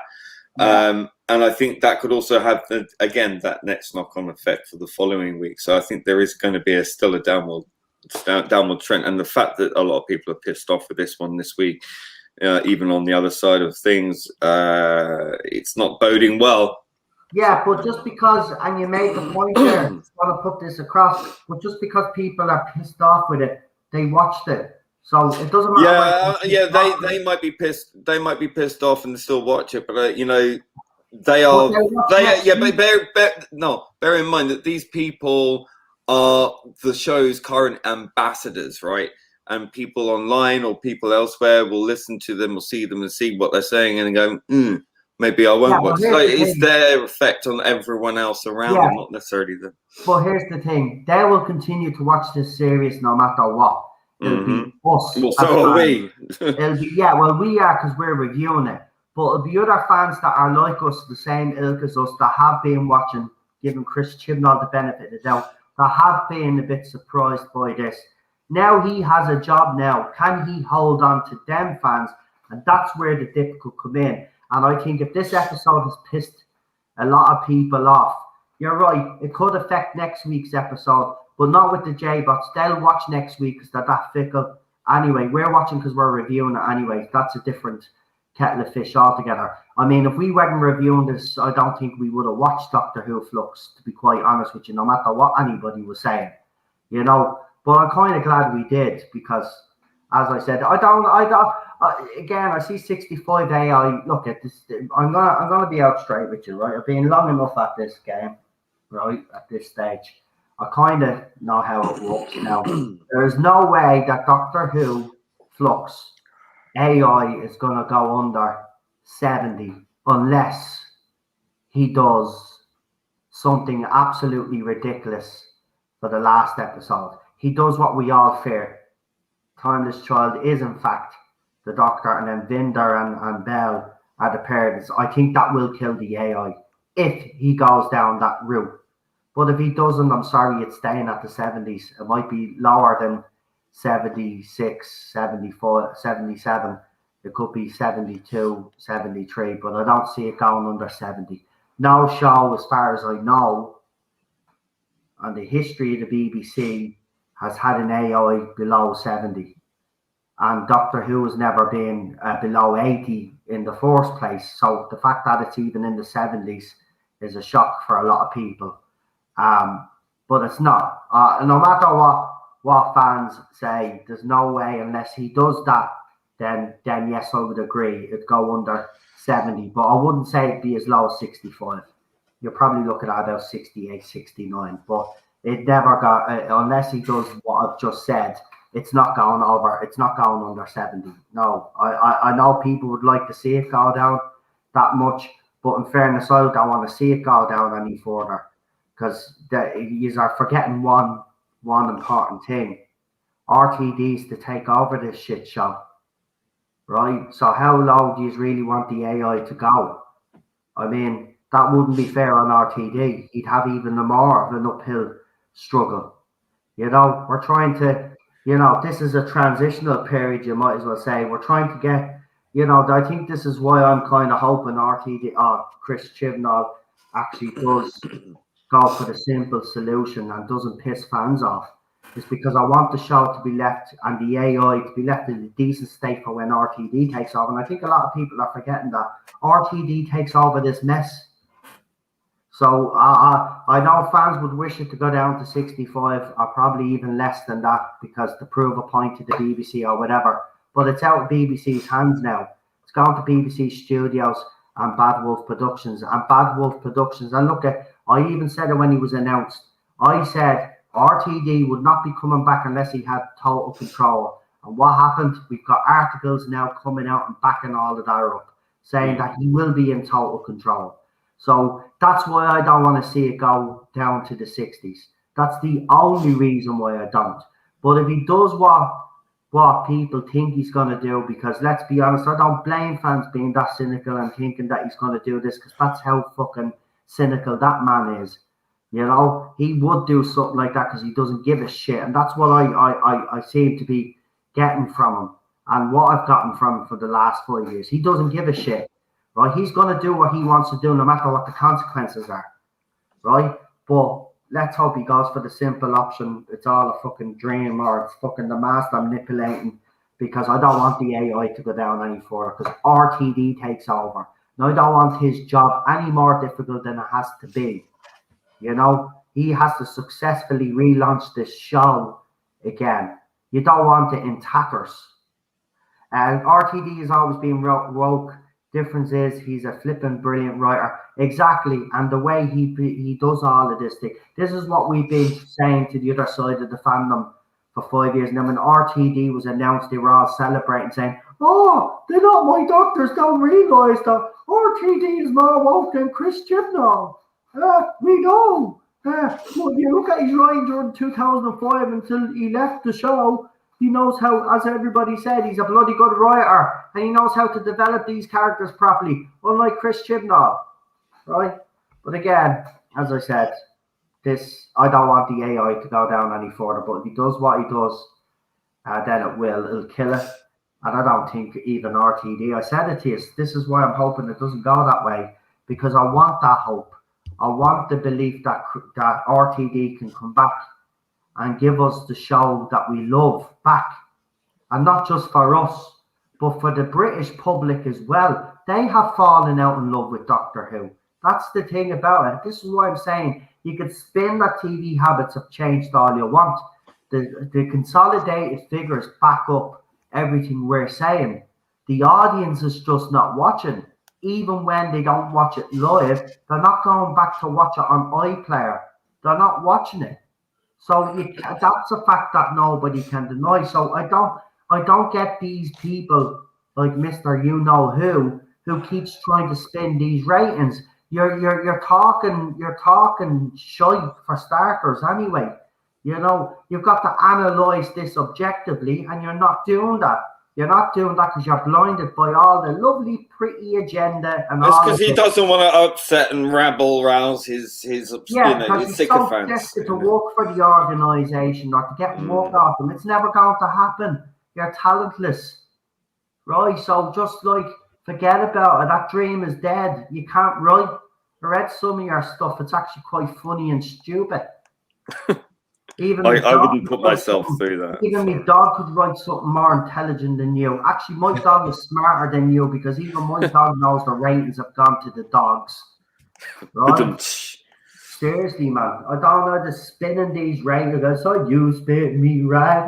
Yeah, you bleeding. Get away. I'm sick of you all of these little check marks as well, spinning these ratings. Shut your mouth. You haven't got a clue. Because I'm not gonna. If you aren't going to objectively analyze this series because there happens to be a female doctor, well then go and screw off. You ain't doing your job properly. End of story. Right? The fact of the matter is ratings are dead. No. I'm having me rant. Yeah, I know it's been my channel called Rant If I Want It.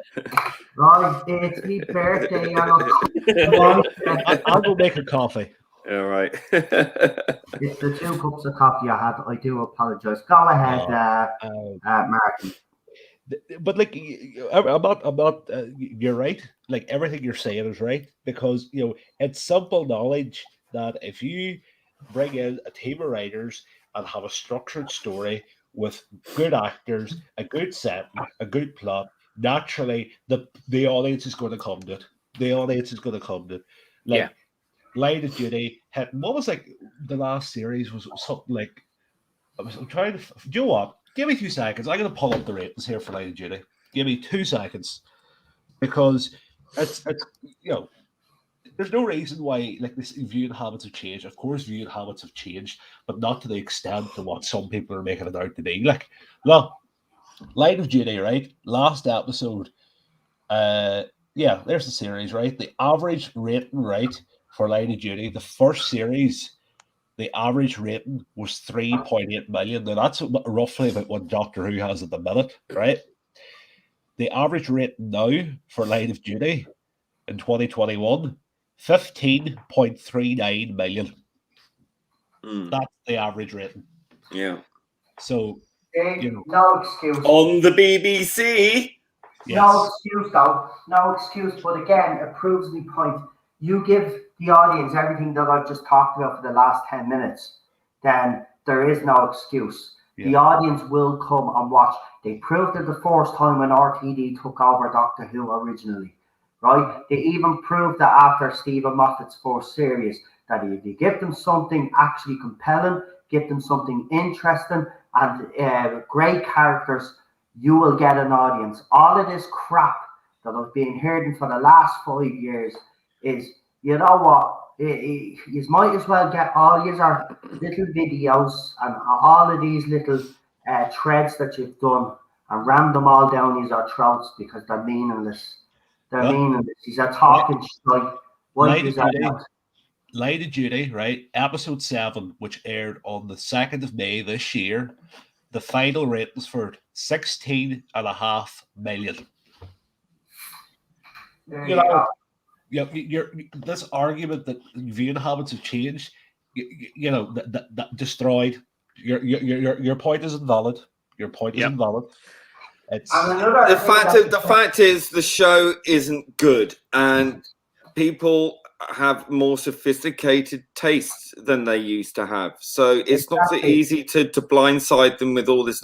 Listen, it's all well and good saying you want to write stories that appeal to a world that doesn't exist, but an idealized version of it. Yeah, fine. But most people don't live in a fantasy world. They live in the real world, and they're not going to be convinced by something that's so overtly trying to patronize you. And Doctor Who patronizes you, it preaches at you, and it presents nonsensical stories in a bland, boring, uncompelling manner. And then you wonder what, and then, they're stuck on me, TV habits have changed, or it's better than you say it is, or it's a lie, or it's this, that, the other, and we've heard it all for the last few years. It's just not good. Yeah, that's it. Well, here's the thing, Lee, and you can we've been saying. Pipe in on this one. You can pipe in on this one. So the example that J-Bots and the Chris Chibnall fans use is the Eaters of Light. That got like 2.8 million. That was the lowest Peter Capaldi episode, I think. Now, it did a lot better in the 7-day consolidated. Yeah, he always had like a 2 million bump or something. No, you don't use the consolidated figures, you see. They use the overnight figures to say, well, that got 2.8 million. So, like, that was the worst episode. So, how can you say that Jodie Whittaker's entire era is worse than Eaters of Light? Well, if you look over the Peter Capaldi era, yes, while some episodes did perform badly in the overnights, right? Nobody's denying that. But go and check the 7-day consolidated figures for every single one of those episodes. And not only did they add on like 3 or 4 million, right? With Jodie Whittaker, she's lucky if she adds on 500,000, right? That's the thing. You're trying to tell me that this show, and listen, I only use Line of Duty as an example because it's great writing. I'm not comparing the two shows. The two shows are completely different. Yes, another factor to the failure of this era was the decision to put it on a Sunday night in a dead fucking time slot. Another decision that they got wrong. Okay? Again, the promotion of this era could have helped the ratings quite a fucking lot if it was promoted, but it's hardly being promoted since Series 11. There's a lot of mistakes. Again, as I said, I'm sick and tired for the last 5 years. Radio Times, certain YouTubers out there, Twitter accounts with check marks putting up these long threads trying to spin these ratings. The 7-day consolidated figures show that this era is not performing well. No matter how much you spin, TV habits have changed. There's a lot of factors to the failure, but the biggest factor of it all is one man, Chris Chibnall, and his decisions that he made when he cast his Doctor and cast his companions. And then I'm not saying it was his decision to put it on Sunday. It's the schedulers actually, he probably did request Sunday, and they looked at it and then fit him in. But that was the worst decision. The reason why it wasn't shown on a Saturday night though is simple, folks, and be under no illusion, right? They had to put this on a Saturday night, say a 6:30, like they do, 6:25 on a Saturday night. Look what it'd be actually going up against, right? It'd be going up against shows on ITV. I don't know what they show at 6:25 on ITV, but there's no, and other channels as well. They'd be competing against some pretty decent shows, and it'd be an embarrassment if these shows were beating Doctor Who. Even Jordan Peter Capaldi's era, he was still beating off some of the competition. And same with Matt Smith's Doctor. Jodie Whittaker's in the coziest slot, and they did that because they thought they'd gain more ratings, but it's actually had the opposite effect, because people, especially with New Who, Doctor Who fans associate New Who Saturday night, prime time TV, but they can't get a prime time audience because, let's be honest, you need a lot of toilet paper to mop this shit up, because that's what it is. The last 2 seasons have been utter crap. Utter crap. Now, as I said, while he has improved, it's still compared, if you compare this, if I was to be a prick about and compare it to the Moffat and RTD era, I would say that it's still not up to and it's definitely not up to the standard of Moffat, and Moffat was inconsistent. But he goes nowhere near RTD. RTD beats those 2 showrunners hands down anyway. But he doesn't even come close. He doesn't even come to half of what RTD could produce. He's even below that standard again. He was the wrong showrunner. Another decision. That was Pierce Wenger. That was the first mistake. Stephen Moffat, whoever's involved in that decision making, that's their fault, right? And you know what? They made their bed. They can lie in it, and this is the result. And you know what? I do agree with some fans. It is deserved. It is deserved, but I want, as I said, for RTD's sake, I hope it doesn't get even worse, because I am optimistic about his return, and I don't want to have that feeling that after this is over, saying, well, it doesn't matter if RTD is back, it's done, it's dead, it's dead. He's not going to. As I said, Lazarus, this keeps up. Even Lazarus coming back from the dead couldn't raise this show back from the dead. It's as simple as that. You brought Jesus Christ back, he couldn't rescue this if Chris Chibnall goes down the route that everybody is speculating. And if he does, I'm telling you, this is worse. I will agree. Someone in the panel said it earlier on. This will be 10 times worse than The Timeless Child. It will be. It'll be a gut wrencher. I'll be absolutely devastated. I'm being honest. I'm not messing. I will. I'll be gutted. This will be worse than The Timeless Child. Doctor's Origins is no longer. You might as well call the show Doctor, We Know Who You Fucking Are Now. Right? That's what the show should be called when RTD takes over. Because if Chibnall does this, well, then that's what it should be fucking called, because it ain't Doctor fucking Who anymore. Right? That's the whole fucking point. Doctor Who. Yeah. Chibnall's a fucking clown. He's a clown. If he goes down this route, he's a fucking clown. Right? Just put it in a bubble fucking universe or something, or say the Master is lying, and do what we fucking want and move on and get the fuck out of there. Eddie tweeted a good theory there. If you want to look at it on Twitter, he tweeted it there a couple of minutes ago, and it's actually pretty decent. It is a pretty good theory, actually. You can read it out. No, just read it out. Go on, because I can't. I'll get it here now. Give me 2 seconds. Yeah. Seriously, man, I'm fucking sick of theories as well. Because you know what? No, do you know why I'm sick of them? Because fans are showing how more intelligent they are to fix this fucking mess than the fucking showrunner of a show that we have entrusted to keep this show fucking safe and to hand it over in a decent fucking state, and he can't even fucking do it. Well, he hasn't been able to do that so far. Like, come on, enough is a fucking enough now. You know what? They should have pulled the plug on this after Series 12. They should have. I'm being honest, I don't know why they just didn't bring in someone else. He was willing to he was willing to fucking leave, and he was convinced to stay. This is what pisses me off, man. He even knew himself he wasn't the right man. And you know, I'll give him kudos, right? He is fucking trying. You can see he's trying. But you know what the problem is? He's just not good enough. And I think he knows he's not good enough. That's why I think he's wanted to bail. But because he has... You know, he won't admit that. So it comes across as if he has a bit of an ego. Maybe he has told the hierarchy that he's not good enough. And they've said, well, you've got to stick with it. Maybe he's been fucking forced to fucking stay because he was handing his resignation and he thought, no, we're not accepting it. So what the fuck?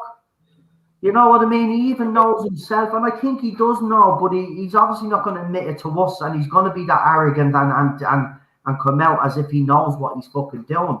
I wouldn't be surprised, man, if he said after series said, I'm way over my head here.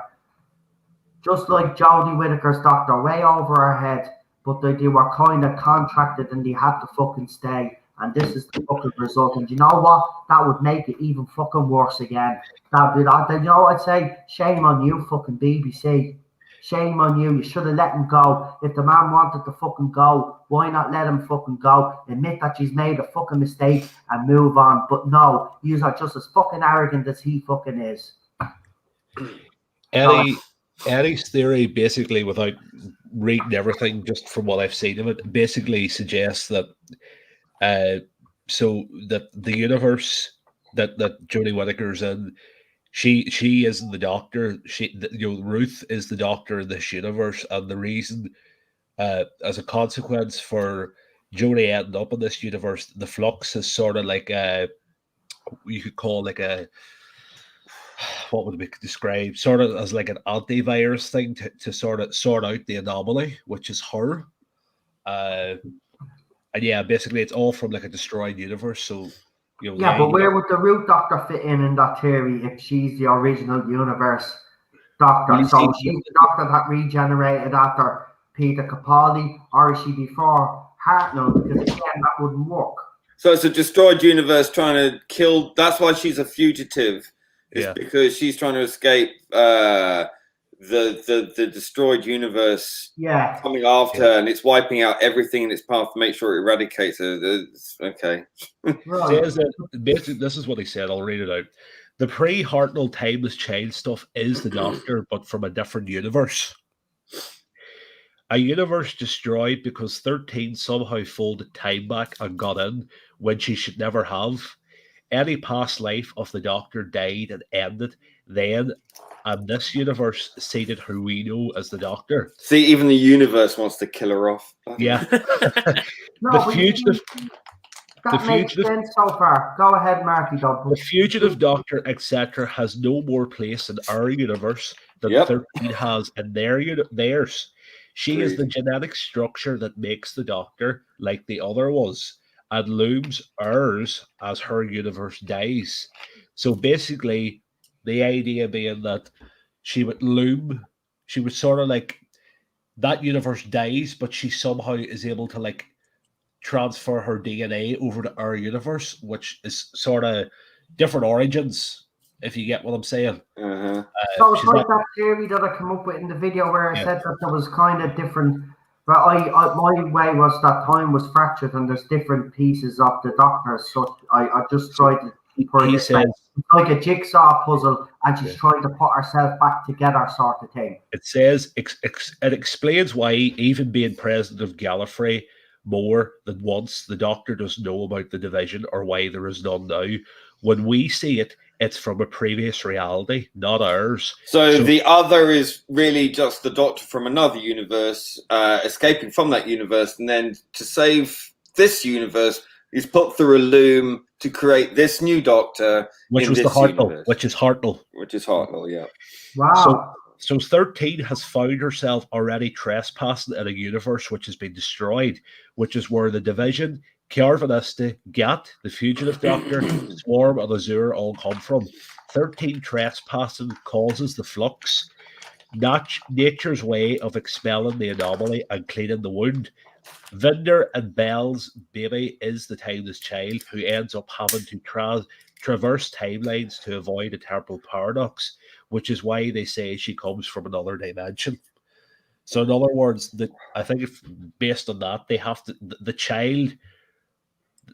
child has to be sacrificed in order to I'm just sort of trying to make sense of that.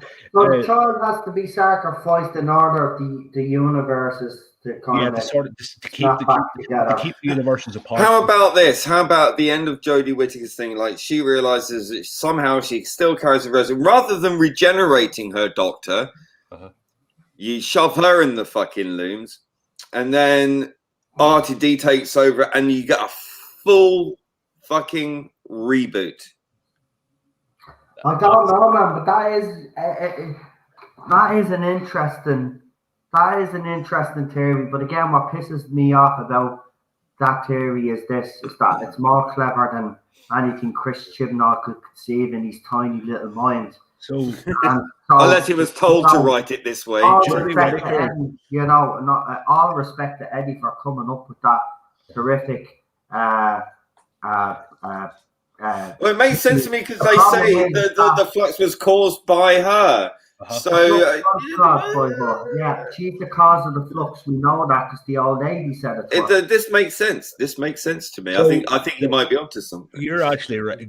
Good point, Lee. Where she throws herself into the loom, and then when RTD starts, the loom spits out Michael Sheen. Yay! Yes. Perfect. Well, look, if he goes down that route, right? But let's be honest, I don't think Chris Chibnall's as clever as Eddie. But it explains everything with how, not even Gallifrey, but the fact that Unit's gone and all this. It sort of it ties up a lot of stuff that you wouldn't even think of. Well, there's one problem with that though. Where does the Master tie into all of this stuff? Alternate universe Master, belonging to knows the fugitive Doctor. Probably he is the Master of that universe. Why didn't the Master just see? This is the thing. Why wouldn't the Master just fucking tell the Doctor? That's what I don't understand. If she's not the Doctor of this year, why didn't he just fucking tell her? Maybe he didn't know. Maybe he probably doesn't know. He doesn't know either. Yeah, he doesn't know either. We've always said it was a bit stupid. Sasha Dewan came back because Missy's kind of redemption story arc was just tossed to the side and thrown in the bin, and we don't know what. Okay, we saw the end scene with the two Masters, and we seen John Sims' Master go down the lift and Missy lying on the ground, but we never seen what happened after that. I must say, we never seen who John Smith or John Sim regenerated into, or who Michelle Gomez regenerated into. We don't know who they regenerated into. But if that theory pans out, which is actually a pretty fucking good one, that Eddie wrote, it means that the Sasha Dewan Master belongs to that universe and knows the Ruth Doctor. And, for him meeting Jodie Whittaker's Doctor is literally a case of, he thinks it's a future version of the Ruth Doctor. Ah, yeah. And that might also explain the TARDIS situation as well. That's, like you said earlier, that's Ruth's Doctor's TARDIS. Yeah. And the Master recognises that TARDIS, so automatically assumes that Jodie is his Doctor. Yeah, that's it. With that theory as well, actually, right, because I'm talking about the Master here, I wouldn't be surprised if that theory was the pan out. I wouldn't be surprised if John Sims' Master made an appearance, because I think Missy is definitely dead. Yeah. But we saw John Sims' Master go down that lift, do you remember, into the TARDIS. So we don't know what happened to John Sims' Doctor. He was half laughing too. What? He was sort of laughing to himself too as he was going down. Yeah, exactly. So did he survive that and actually, survive it and not regenerate, or did he regenerate into Sasha's Master? Yeah. Before, so maybe Sasha's Master could be before even me. Because remember, actually, John Sims' Master did actually ask Missy where she was in the the timeline, and she didn't give him an answer to that. So we never got an answer to that again. But this would be Chris Chibnall again. He saw something in an area that he thought, oh, maybe I could pull that thread a little bit. And this is what he's done throughout his whole era. Do you remember Series 11 and Series 12 when we were watching an episode of this current era, and then he'd go onto Twitter, and then a RTD episode was trending, or a Stephen Moffat episode was trending because fans were making the comparison between the two. Well, the reason why there was a comparison there was because Chibnall stole, obviously, RTD threads and Moffat threads, and I think this is what he's actually doing. I think he's pulling on some of these threads at the same time coming up with his own story that I think is going to blow fans' minds. But obviously, he doesn't realise that. Or maybe he does. He should, actually. The ratings should prove to you that you're shit. I mean, even Eddie there, as I said, can come up with something better than you've come up with in 5 bloody years, Chibnall. This is what infuriates me. Fans can actually come up with better theories than the showrunner of the show that we love. And remember, as I said, his job was to keep this show safe, and he hasn't. He's turned it into a laughing stock. Even if Series 14 ends up resolving something great, and we're all behind, and we all say, yes, okay, he did it. He fixed it. Wow, woo, wipe the eyebrow. We're all relieved, right? Still doesn't negate the fact that he's a fucking absolute joke as a showrunner, and he has made this show a laughing stock. And that's the thing that pisses me. During the RTD and Moffat era, I had no problem telling people I was a Doctor Who fan, right? It was something to be proud of. Now we're kind of back to the way it was in the 80s. I'm embarrassed to tell people I'm a Doctor Who fan, right? Yeah. I was even playing PlayStation the other night. My handle is the Doctor, THC the Doctor, right? And I was playing a game with someone, and obviously people come in, they had the mics on. He loves Doctor Who. What a sad, pathetic man. Like, seriously, slagging me off, laughing at me because I was a fan of Doctor Who. But I don't blame them. It has become a laughing stock. Why would anybody in their right mind? I don't know what. Do you know what? I have to be honest, lads, right? I'm going to say this. I don't know what possessed me to watch Series 11. But if I could go back to myself now, and even though all of this has happened and the channel is doing well and all of this, I'd actually go back through time and say to myself, don't put yourself through this. And anybody else tries to convince you to, tell them the reasons why.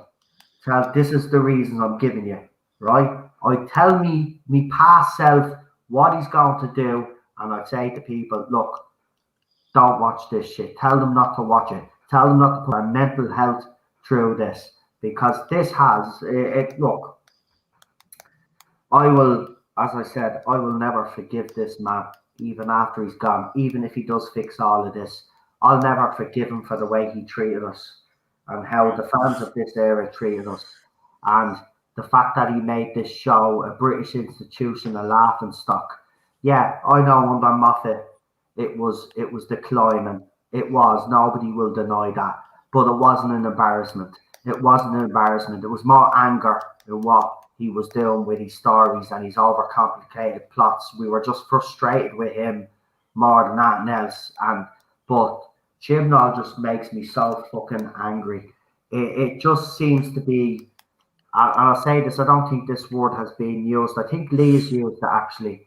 A lack of respect for the show, a lack of respect for the fans, and a lack of respect for the most important fucking thing of the whole fucking show, the Doctor's origins. You do not touch that at all, right? Yeah. Moffat hinted at doing it, but he didn't. He did something completely different. He had us all fucking on the edge of our seats when he came up with that episode, The Name of the Doctor, and I thought to myself, oh man, he's going to the Doctor's name. This can't be happening, right? The reason the show is called Doctor Who is because there is that mystery about the Doctor. Yes, we know he's from Gallifrey, right? But we don't know much beyond that.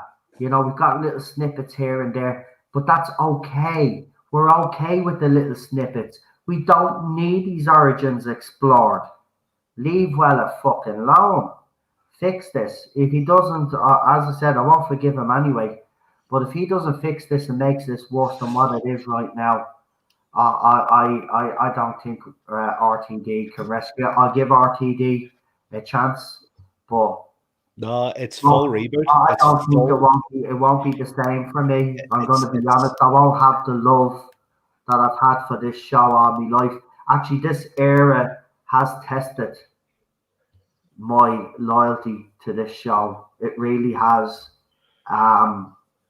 And it's a horrible feeling to have if you're a Doctor Who fan, and it means as much to you guys as it does to me.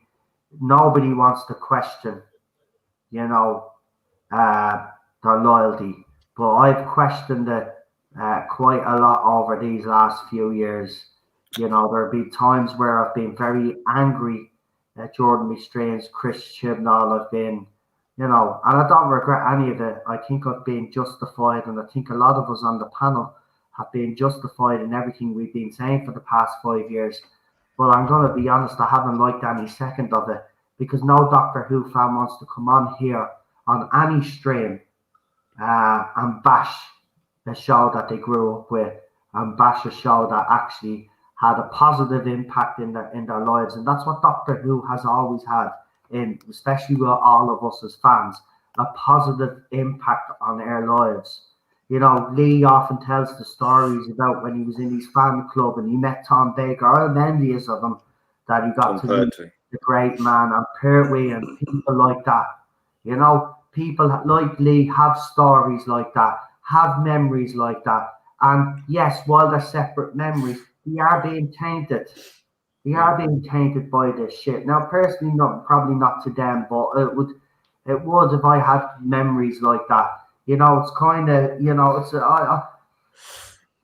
I'm so fucking angry at him because he's made me hate something that I love, and I'll never forgive him for that. And all he had to do was give us some decent writing, decent character development, and a fucking decent plot. But he can't even do that, and he hasn't been able to do that for 5 years. And he gave us a little bit of hope. And while I do think that the third episode is better than the last two, and it is a positive in the right direction, but he's starting to annoy me now, because next week's episode is going to be my breaking point, I think. If there's not more character development with these characters, that I wanted more of the Swarm as well, and Azor. We didn't get that. Lee is absolutely fucking right. I would have preferred I would have preferred Chibnall to actually concentrate on these characters, and obviously the new character that he brought in. But he's introduced so many fucking characters. This is the fucking problem, But we'll see. Look, he's got 3 episodes to convince me that he could turn this around. It's been an uneven start. I have been pleased with some elements of it. There's a lot of stuff now tonight that I'm just popping into my head that are annoying me, but he could still turn this around. That's the thing. It's not too late. Like, he's got 3 episodes now. It isn't too late. But next week it has to start moving now. If it doesn't, I'll be honest with you guys. I'll be rightly pissed off. Because you know why I'll be pissed off? Because I gave him another chance. I've given this fucker 3 chances now, and twice I've had egg on my face. Fair enough. I take those L's. I don't care, right? I said I'd give it a go, right?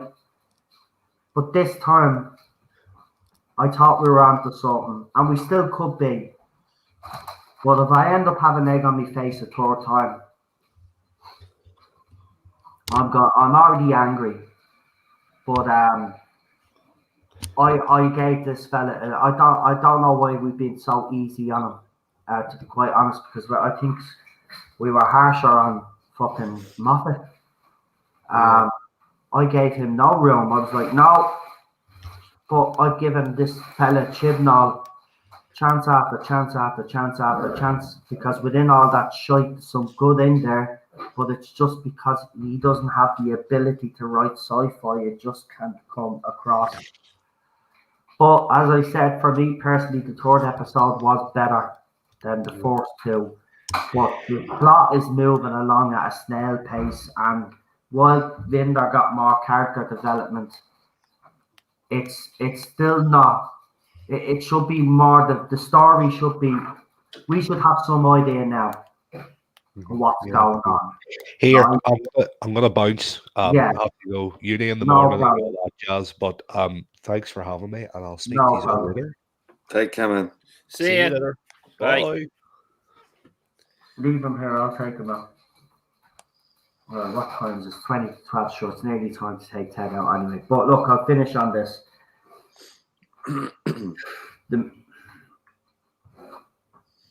If he doesn't move the story along next week, and if there isn't more character development from other characters now that he introduced in the first episode, then yeah, I think I can write this series off as another failure, to be honest. And I'll have to admit that to myself. I really honestly am starting to kind of not. I don't know why I've given this man so many chances. To be quite honest with you, he's gotten off more. Yeah, people said I've criticised him heavily. I have, but I've always given him the benefit of the doubt each season. And we're 3 episodes in now. And the story, the plot, I should say, has moved at a snail pace, and it needs to pick up now. If he's going to finish this by the end of the season end, well, it'll have to start picking up next week, because if he leaves it to the last 2 episodes or the very last episode, well, then it's not going to work, because he did that the last time with the Timeless Children, and we're still debating it to this fucking day. It'll be the same thing all over again. But I don't think he cares now, because he knows he's gone. And that's the thing now that's worrying me. This can go in either direction, folks. And you know what? We'll find out pretty soon enough. But as I said, while I did enjoy this week's episode better than the last 2, there's still problems with it. And the plot. It's the start. It's the plot. It needs to be. We need to look at us as fans, right? Especially the ones that are intelligent. Right now, we should be sitting 3 episodes in, right, and kind of have an inkling of what's going to happen, because he's laid the groundwork. When you're building a house, right, you need a solid foundation, don't you? Well, that's what the problem with his writing is. He's no solid foundation. So if you've no solid foundation, then it doesn't matter what you throw up, right? It's going to eventually crumble.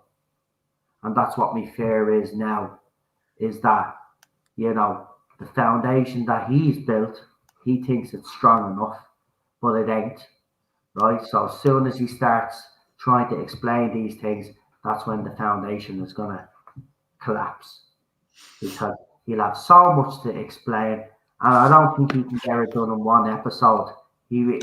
2 episodes, 50 minutes. I think the last one is over an hour anyway.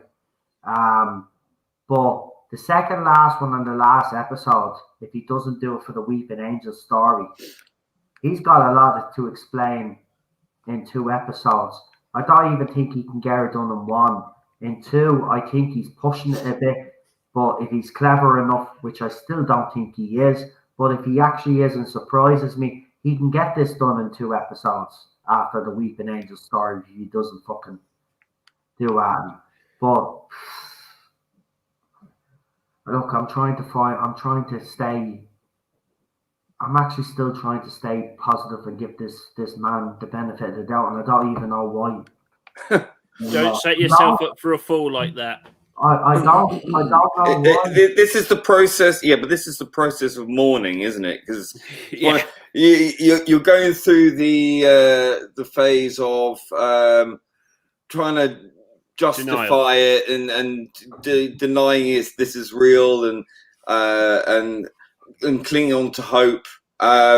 It's all part of the demoralization process that we've been put through, and people react differently. I just want to make clear, I don't think I'm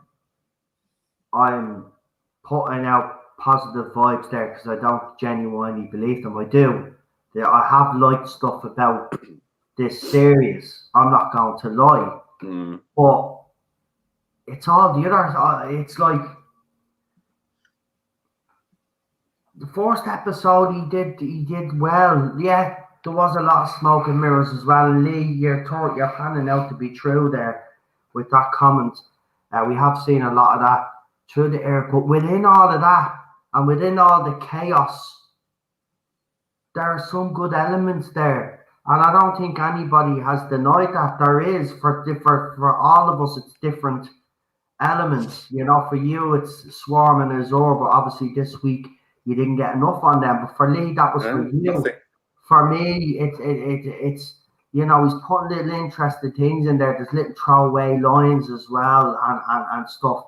And it's making me believe he's going to go this way, but then he does something and then you think it's going to go that way. And it could be all a fucking misdirection. We don't know because he thinks he's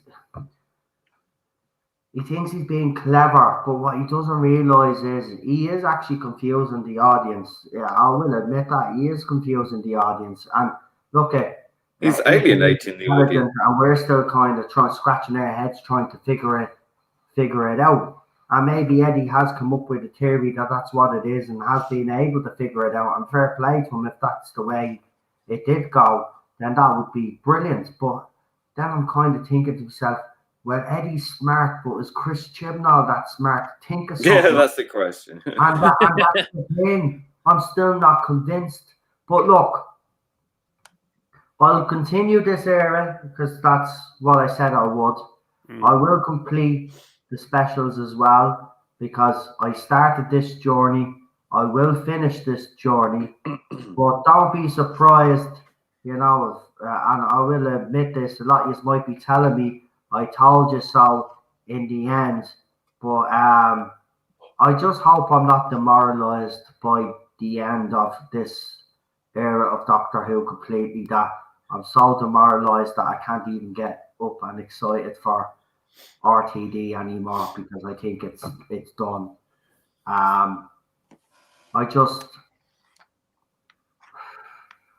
We'll say.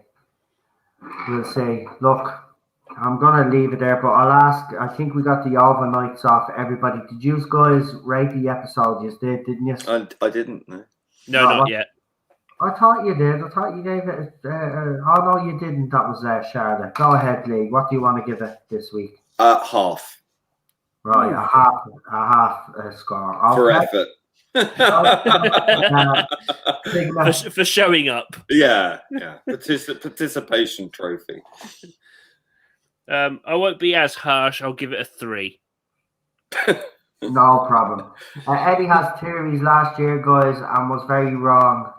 Will be again. But what's his theories before the series started, or like this? We're halfway through now. Like, but hold on, theories are different to rumors. I think he's onto something. He may not be 100%. I think it makes enough sense to be passable. Yeah.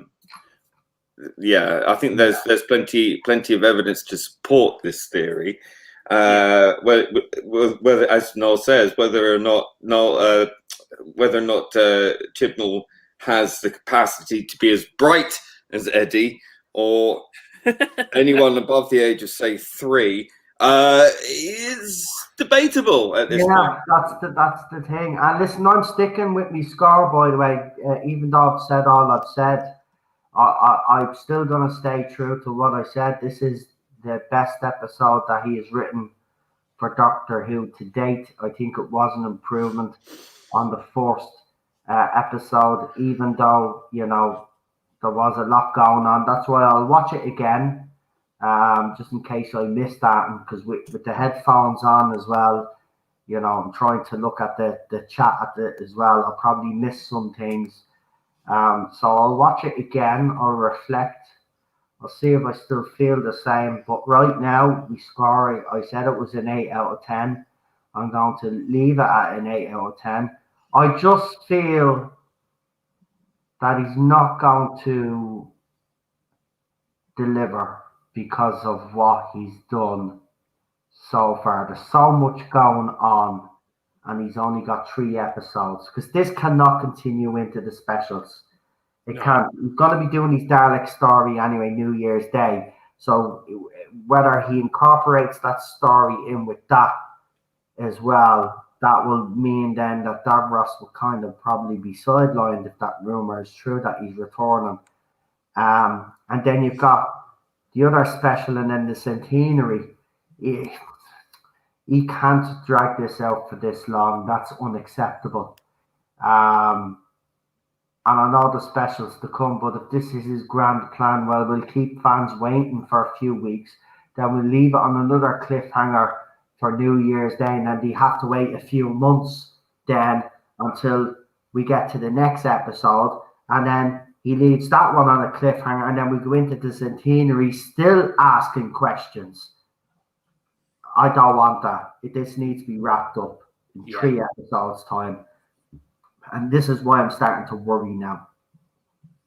As I said, I still am saying the plot should have moved along. But Vinda did get character development. There were some scenes in this that I thought were quite sweet. Someone brought it up. John Bishop is just, look, I'm going to say this. John Bishop is the best companion that we've had in the Chris Chibnall era. Every scene that he's in, he is convincing, and he's got a charm about him. I don't know what it is. Even the moment with his girlfriend, was very, very good. Now, there was one scene I didn't like. Yeah, but it's a soap opera, that bit. It's not Doctor Who. Was when John Bishop saying that Swarm had his missus, or his soon-to-be girlfriend, and he wanted to rescue her and get her out there, and then the doctor tells him off, right? And then she has a go at Yaz then. But I am liking that darker side to Whittaker. I want her to be pissed off at everybody now. For these last episodes, I just want her on a rampage. Just let the shackles off now, right? Just let the shackles off and just go mental. Just go mental. Right, let her be responsible for killing Yaz and all of this, and just do it. Just give her doctor something that we can actually say, oh wow, I didn't fucking expect that. Just do something out of the fucking blue, different with our doctor that we would not expect, and go, wow, holy shit, right? And that dark element to her, I do like. I'd like to see more than that. By the way, someone did say to me, is anybody not going to comment on the fact that Jodie Whittaker was in a police uniform? She looked sexy. I mean, whatever floats your boat, but listen. Jodie is a very nice. Well, I think of the Titanic. Jodie is a very nice looking. Jodie is a very nice looking actress. The problem is though, like Yaz, right? I like Mandip, right? You put them in 2 copper uniforms. Then she opens her mouth. You really take those 2 seriously as coppers if you've seen them in the street for real? No, right? Not convincing. Sorry. But if the uniform on Jodie Whittaker floats your boat, fair play just wouldn't be my cup of tea. I thought everybody wanted to, get rid of the police, defund the police. And now, people are out there, oh, she's sexy in a police uniform. No, she's not. Leave it out, will you, man? Jesus Christ almighty. Just give her something to fucking do that makes her fucking unique. Right? That's the problem. She's not too unique. late. It's not unique. Apologies, John Bishop has no emotion, just saying, I disagree. I disagree. But look, again, different strokes for different folks, as I said. I thought he was very good. I did. He was emotional when he saw his girlfriend. It was just the problem is that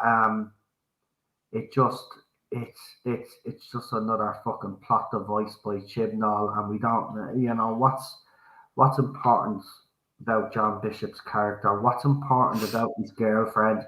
These are things that even Lee brought up last week, and a week later, we're still fucking asking those questions. You know, I mean, he's introduced a new companion in John Bishop, and yes, while he has lit up the screen and every scene he's been in my opinion, what do we really know about him except what we were told in the first episode? Nothing else. So where's the character development? Where's the progression in even his character? Right? Fair dues to Chris. He's given Mandip Gill more to do. Unfortunately, she's just a Hollyoaks actress, and she'll go back to Hollyoaks. That's your standard, love. Sorry, you know, Doctor Who's one of the biggest shows, was on British television.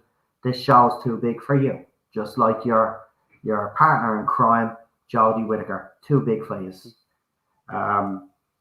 So yeah, I think we'll wrap it up there though, because I've kind of went on now, and we've got people wanting to go. So yeah, I'm gonna stick with me A. I'll see you during the week where we'll be getting more opinion from you fans. Carter Zone Talks on Tuesday. So come and join me for that. So if you didn't get the opportunity to come on the panel, because obviously we have a set panel for these reviews, I like to keep the same panel for the new series reviews. But if you haven't been on and you'd like to come on every Tuesday, Carter Zone Talks, we'll be talking about this episode again. Obviously, I'll have had time to think, and a lot of other people would. And let me know what you guys think. But yeah, interesting weekend. Tomorrow is going to be very interesting. I will have a video, obviously, when the ratings come in. I'll do a video. I didn't do on the first week because, you know, you always wait till the second or third week then to start doing videos to judge it.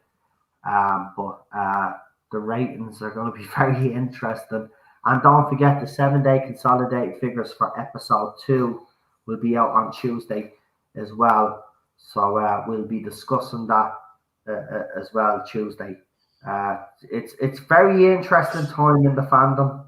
I think this episode has divided a lot of people on both sides, which again, yeah, I'm not surprised because, as I said, if you compare it to the other 2 seasons, they're not getting what they want. Yeah, the Doctor is being nasty to Yaz.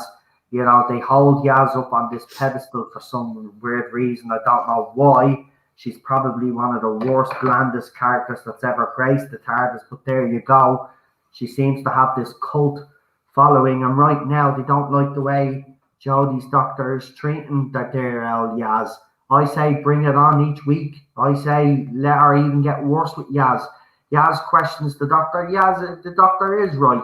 You know what I mean? Don't fucking question me. I'm the fucking Doctor. If you don't like it, get the fuck out of me TARDIS. End of. Right? Remember when Matt Smith put Karen Gillan's character in place, Amy? Right? We've seen that before. But I want to see more of that. Yaz is getting too big for her old boots anyway. She thinks now because, like, you know, yeah, obviously she's gotten a bit more to do as a character anyway. But you know, she's getting too big for her boots. She needs to be taken down a peg or two. You know what I mean? And maybe she'll grow to hate Jodie's Doctor, you know? And maybe, I've come up with a theory. Maybe Belle and Linda, right? We know they're boyfriend, girlfriend, right? And she's pregnant. But what happens? What would happen? Because we said it in the first episode that there seemed to be a bit of chemistry between Yaz and Vinder. What if Vinder runs off with Yaz in the bubble universe and leaves poor Bella there with a baby? And then she can't handle it. And then they dump the baby. Then at this point, then it would be just like, why don't you just go and revive what was that fucking Liverpudlian soap opera, Brookside? Oh, Brookside, yeah. Do you remember how they ended that, Lee? No, I didn't bloody watch it. I remember that the dead body with the hand that stuck out, like, yeah. So I think it was. It'd been buried for months, but it came out fresh, looking like it could still give you a wank. Yeah. You know, like, I mean, really. Tell me if I'm correct, anybody in the UK, but Brookside, it was ended because a plane crashed in the village or something. I know they did a similar thing in Emmerdale years ago. But am I right? Isn't that how they ended the show or something? They all died. Something like A plane crashed or something like that. Something stupid like that. But look, we'll be back all next week. I had me break last week. So. Watch Spring Hill. Spring Hill was another soap opera, but it had like this like witchcraft thing to it, which was brilliant. I don't know if you ever remember that. Hardly anyone I speak to remembers Spring Hill, but it was fucking weird. It was great. Yeah. Well, I will say this: the Weeping Angel story looks interesting. But again, I will echo what someone said on the panel. Yeah, the trailers have looked impressive. But they seem to be smoke and mirrors, just like a lot of the stuff that he's doing, because we get a good trailer. For example, last week's trailer, we've seen the Cybermen, right? Yeah, while it was great to see the Cybermen, I will say 2 minutes or whatever they were in an episode is not good enough if you frame the trailer to look like that they're going to be in it all the way through. And this is another thing, someone said it on the panel, I do fear that now for the Weeping Angel story. I would hate for them now, this story to happen, and it's going to be kind of like the Cybermen all over again. 2 minutes in, and then they're off trying to figure out other stuff.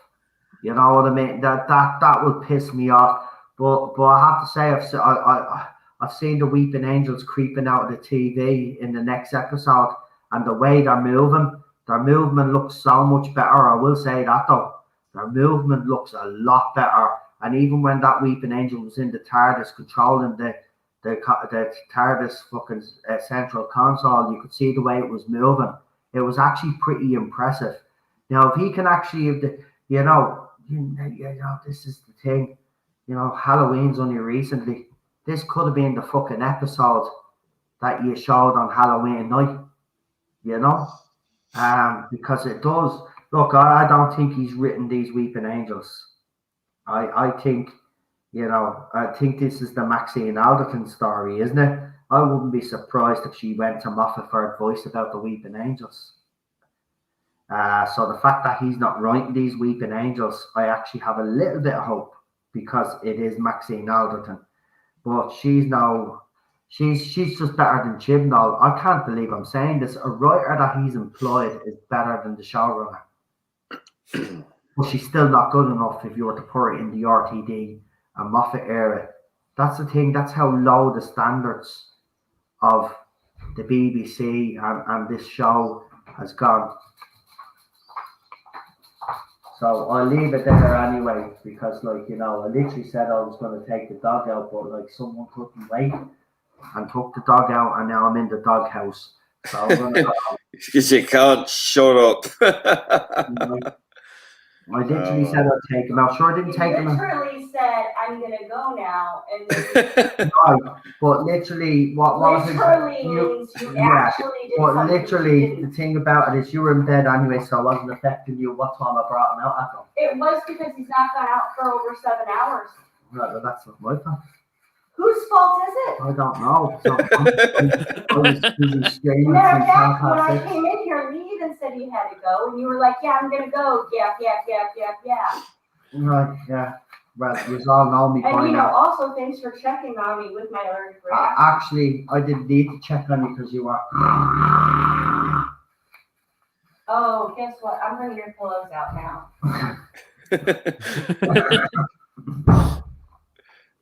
You're fucked.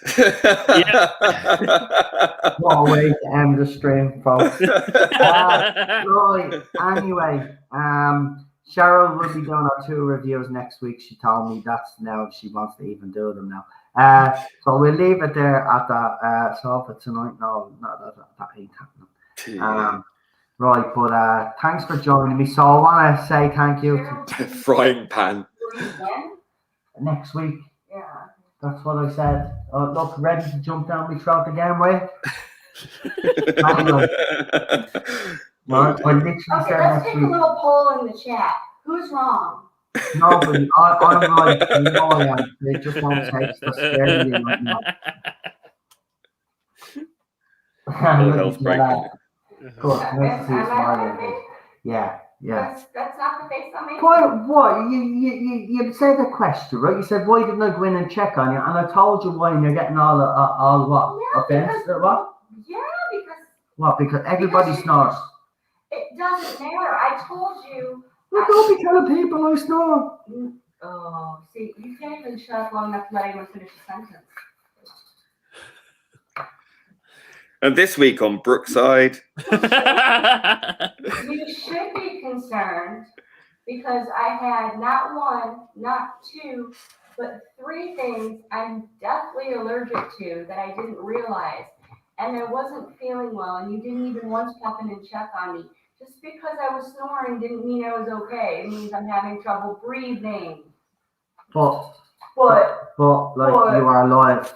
Like if I didn't hear you snoring, then I'd go in and check. You're literally the worst.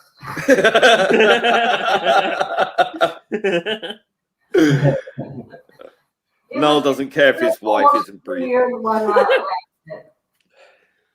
Cool. Nice What did I story. tell you about saying cool? Nice story. Right, we're gonna leave it there. Or there's going to be an actual on-air murder. No, there won't be an on-air murder. She wouldn't have the balls to do it. That's the thing. She talks a lot of tough, but she wouldn't be able to do it. Anyway, thanks for joining me. As I said, I'll see you all on. No, you won't. Yeah, I will. You don't. I decide when I stream, not you. I'll be back next week, so I'll see you then. Because that's not my culture in the bad humor. So we'll leave it at that before I'm gonna go and chill now, because if I don't, it's been a bad week. She's been in a terrible humor and down. Something else, other stuff was happening, but yeah, don't be taking your shit out of me. But that's yeah. If I don't come back, you know I'm after being murdered. You're in the garden with your hands sailing out the ground. Yeah. Well, maybe she'll do me a favor and I'll miss the fucking conclusion of this whole thing, and then I won't have to put myself fucking through it. And that works for me. It means I don't have to do it. Then all you feckers then will have to we'll be free. I'm pretty sure you will all end up on other people's YouTube channels that are streaming about this series. So come on. So yeah. Well, yeah, under the patio. Yeah, I'll be going. Are you still talking? Listen, love. Now, come on. I was only ribbing you. You're taking it all serious now. Come on. He's still talking. Come on now. You can hit me with a frying pan if it makes you feel better. Come on. No, put the shovel down. Stop digging. Yeah. I like doing this. That's love right there. Yeah, it is. Yeah. Right, we're gone. I'll see you soon. Say good night, panel. Good night, panel. Good night, panel. I'll even throw your comment up as the last comment of the night there. Now, that's how good I am. Recognise. Right, and we might as well take the spoiler banner off. And I'm going to give you the trailers. If I could fucking find them. Here we go. Right. Good night, folks. We'll see you next week. Have a good one. As I said, look out for Cheryl's reviews of episode 2 and 3 during the week. And as I said, back here on Tuesday. We'll be back tomorrow as well. But Tuesday, for anybody that hasn't discussed this story, would like to come on and voice their opinions. Have a good one. Enjoy your week. Bye-bye.